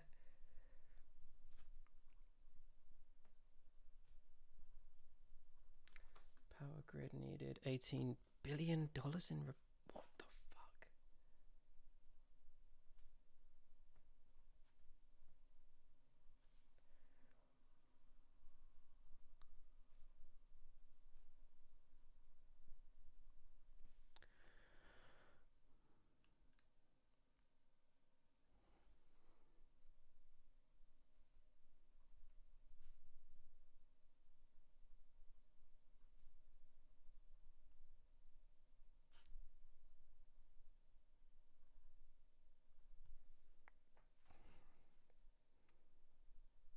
$18 billion. So, I mean, all the money that BP earned, they could have just sent that if they were humane enough to Iraq to have that be sent towards the power grid repairs, but I guess that's wishful thinking, really, isn't it?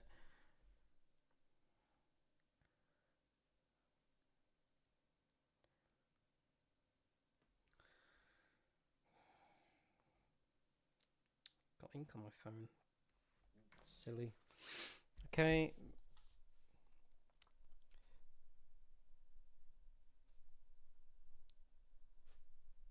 Power to pre-war levels.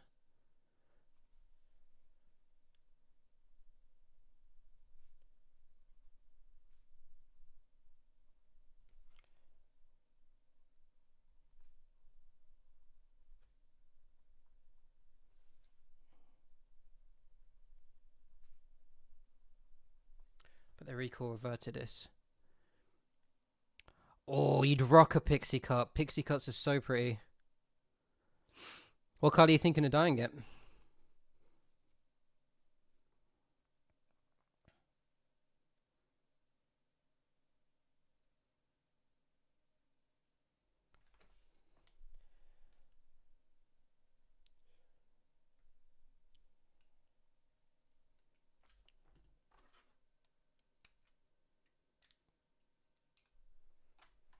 Oh shit, I wasn't even... That's better.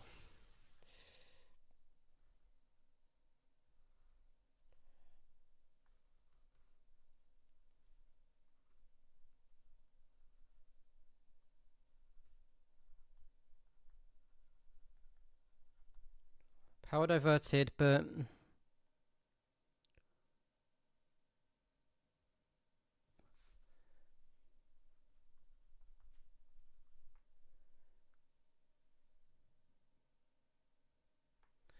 No reduction.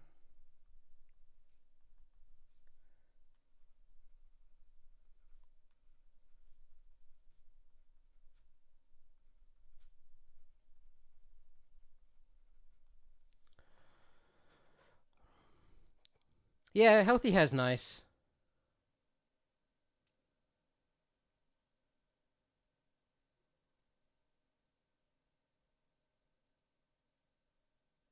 I mean, your hair is lovely anyway. It doesn't need to be dyed to look nice, but yeah, I get you. Do what you feel ultimately. It's your body after all. But you're stunning as you are.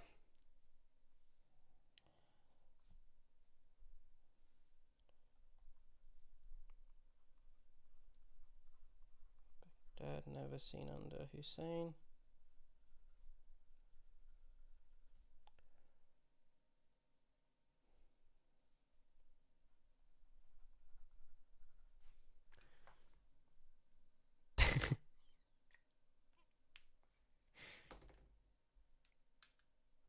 That is true. I've been a mute my entire life. How did you know? Andy's my body, my choice? Hell yeah. I'm not one of those weird Republicans. Those weird Republican ads are so funny, by the way. I love those.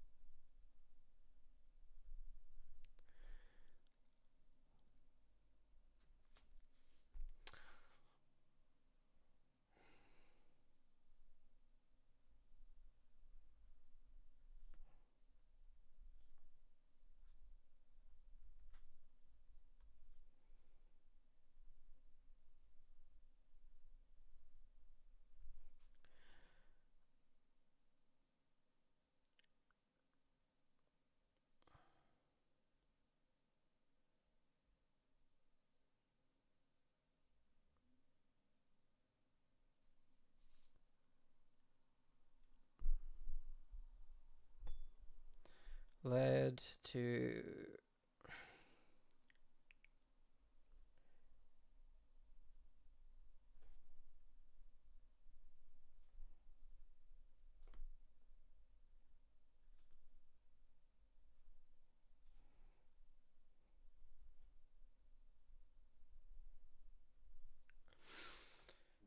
I'm nearly done. I think after I've read this article, I'm going to stop for the night.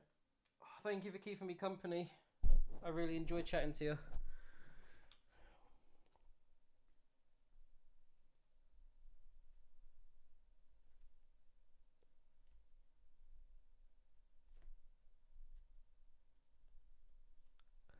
You're very good company.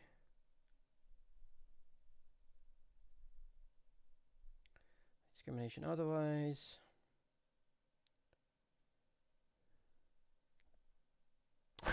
Well, you know I love Sarah in chat.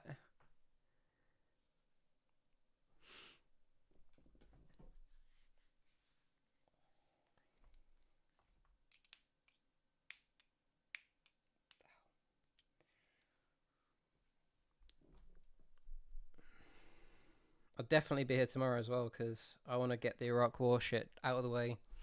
And then after that, I can go on to austerity proper. And then I'll be interested to see what I find. I wonder if my opinions are going to stay the same. They might not.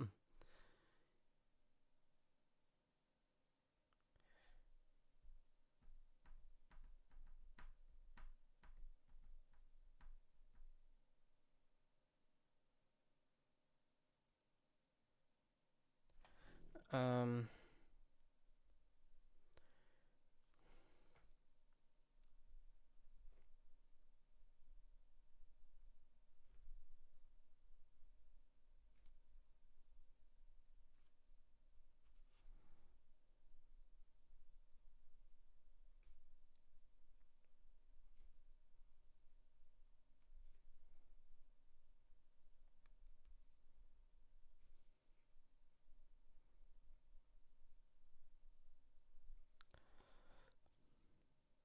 Oh, of course. Yeah. No pressure at all. You do you, Queen. If you can't turn up at all, I wouldn't hold that against you. Don't worry. What was the population of Iraq? 2003. Yeah, 100,000 jobs. Not going to really make an impact on a population of 27 million, is it? Wait, hold on. 7% of 27. Rizzed.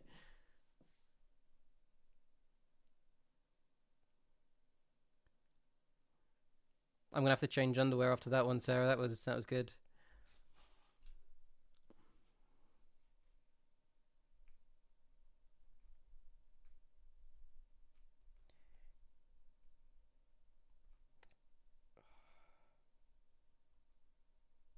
That's so insane. I may borrow. Thank you, Queen. Appreciate that. So they laid off nearly 2 million Iraqis just in the dissolution of the army alone, and they only funded enough jobs for 100,000 people in return. That is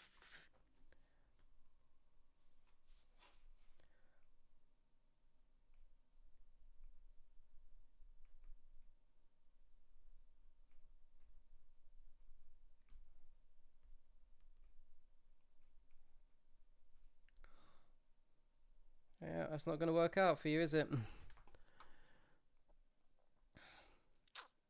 No.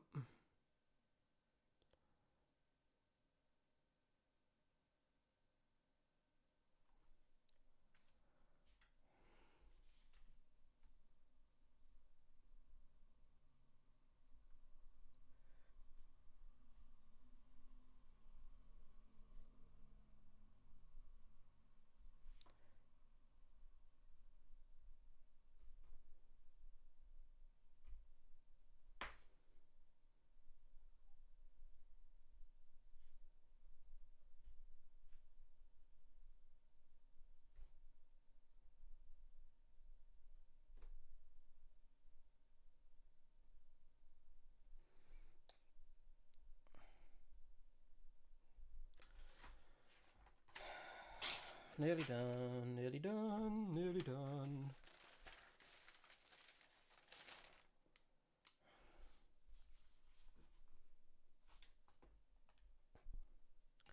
Okay.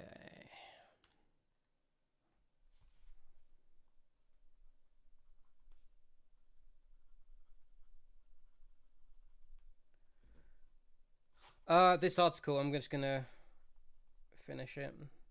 Or at least I'll get to the conclusion. I'll read the conclusion tomorrow, that'll be easy. And then I've got this other article I'm going to read tomorrow, which is talking about how dissolving the Iraqi army led to the bolstering of ISIS, which I think will be interesting. Do I have homework? No, you can give it to me. You can be the teacher that everyone has a crush on.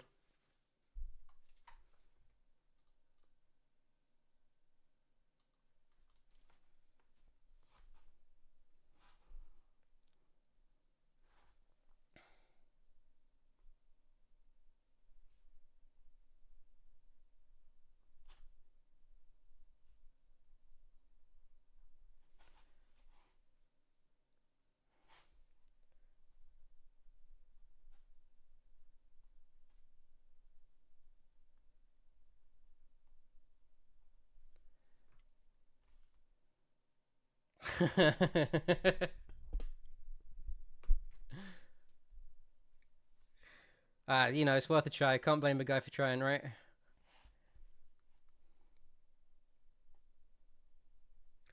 $200 enterprises.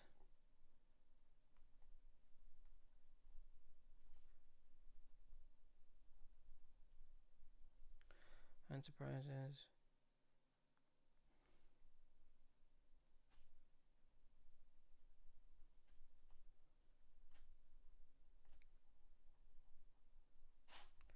Many on the books.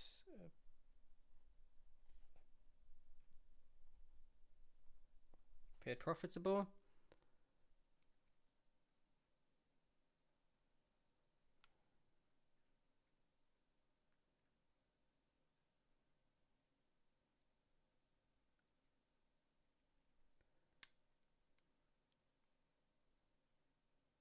Yeah, that's fair. That is fair. That's always bothered me about those kinds of stories, to be honest. They solve that problem in movies by just having 30-year-olds play the cast of high schoolers, which is always funny.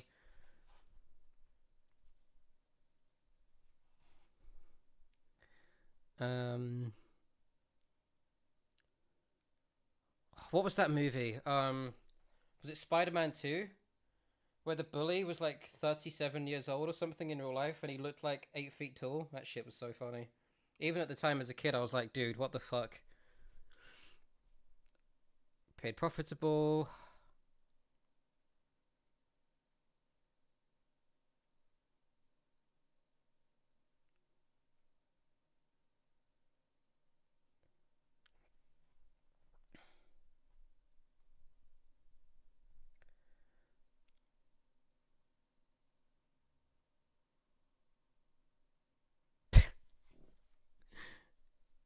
Well, you had me at roleplay, Sarah.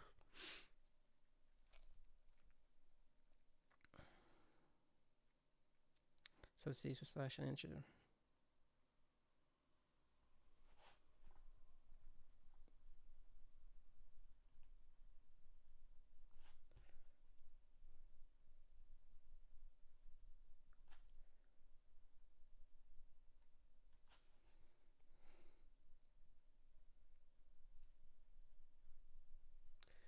Biz by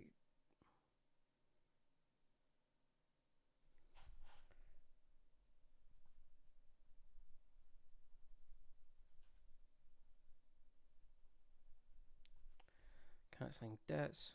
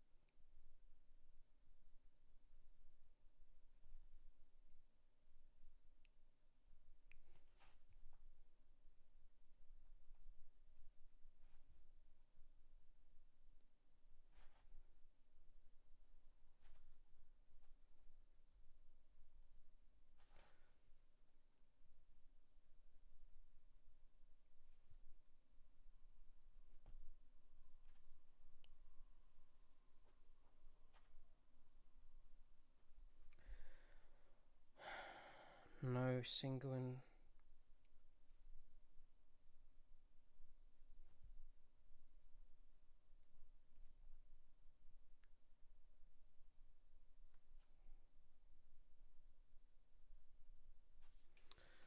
Oh, I think I'm done.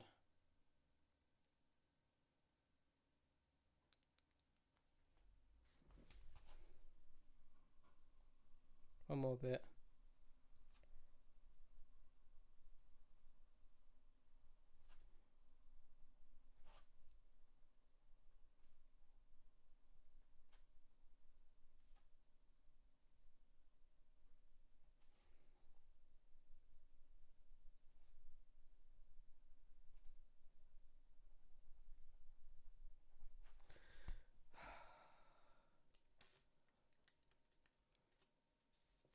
Oh, your first ban! Look at you go! Hey, Master Killer, what's up?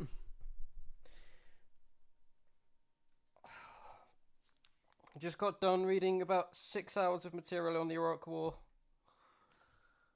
Oh.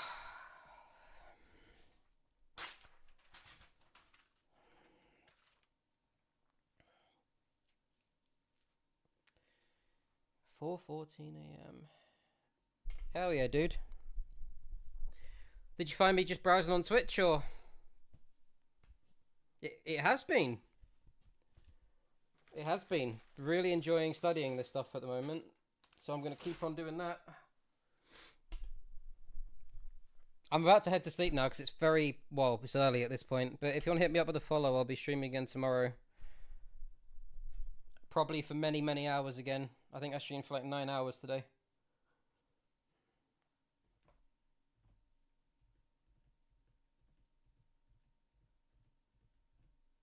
Oh, hell yeah. It's cool of you to be supporting smaller streamers. Yeah, that's cool. I hope you enjoy your time here. I wish I could stay longer, but it is 4:15 in the morning and I've been awake a while. I will be on tomorrow. Volpix is correct. And that is true. Volpix is the kindest madam. That is true.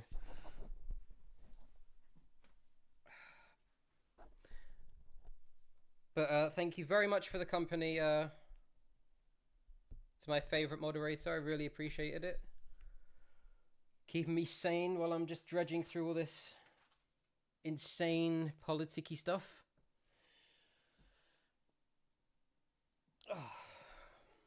So what's next on tomorrow's agenda?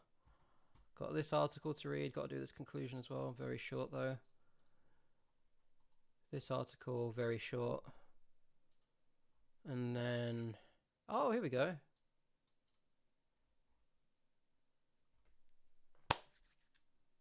Oh, you're my favorite. Love you, Vulpix. That is true. Very good company as well, Vulpix. So you'll never be short any chatting. Don't worry. And then what's tomorrow? Reconstruction of Iraq.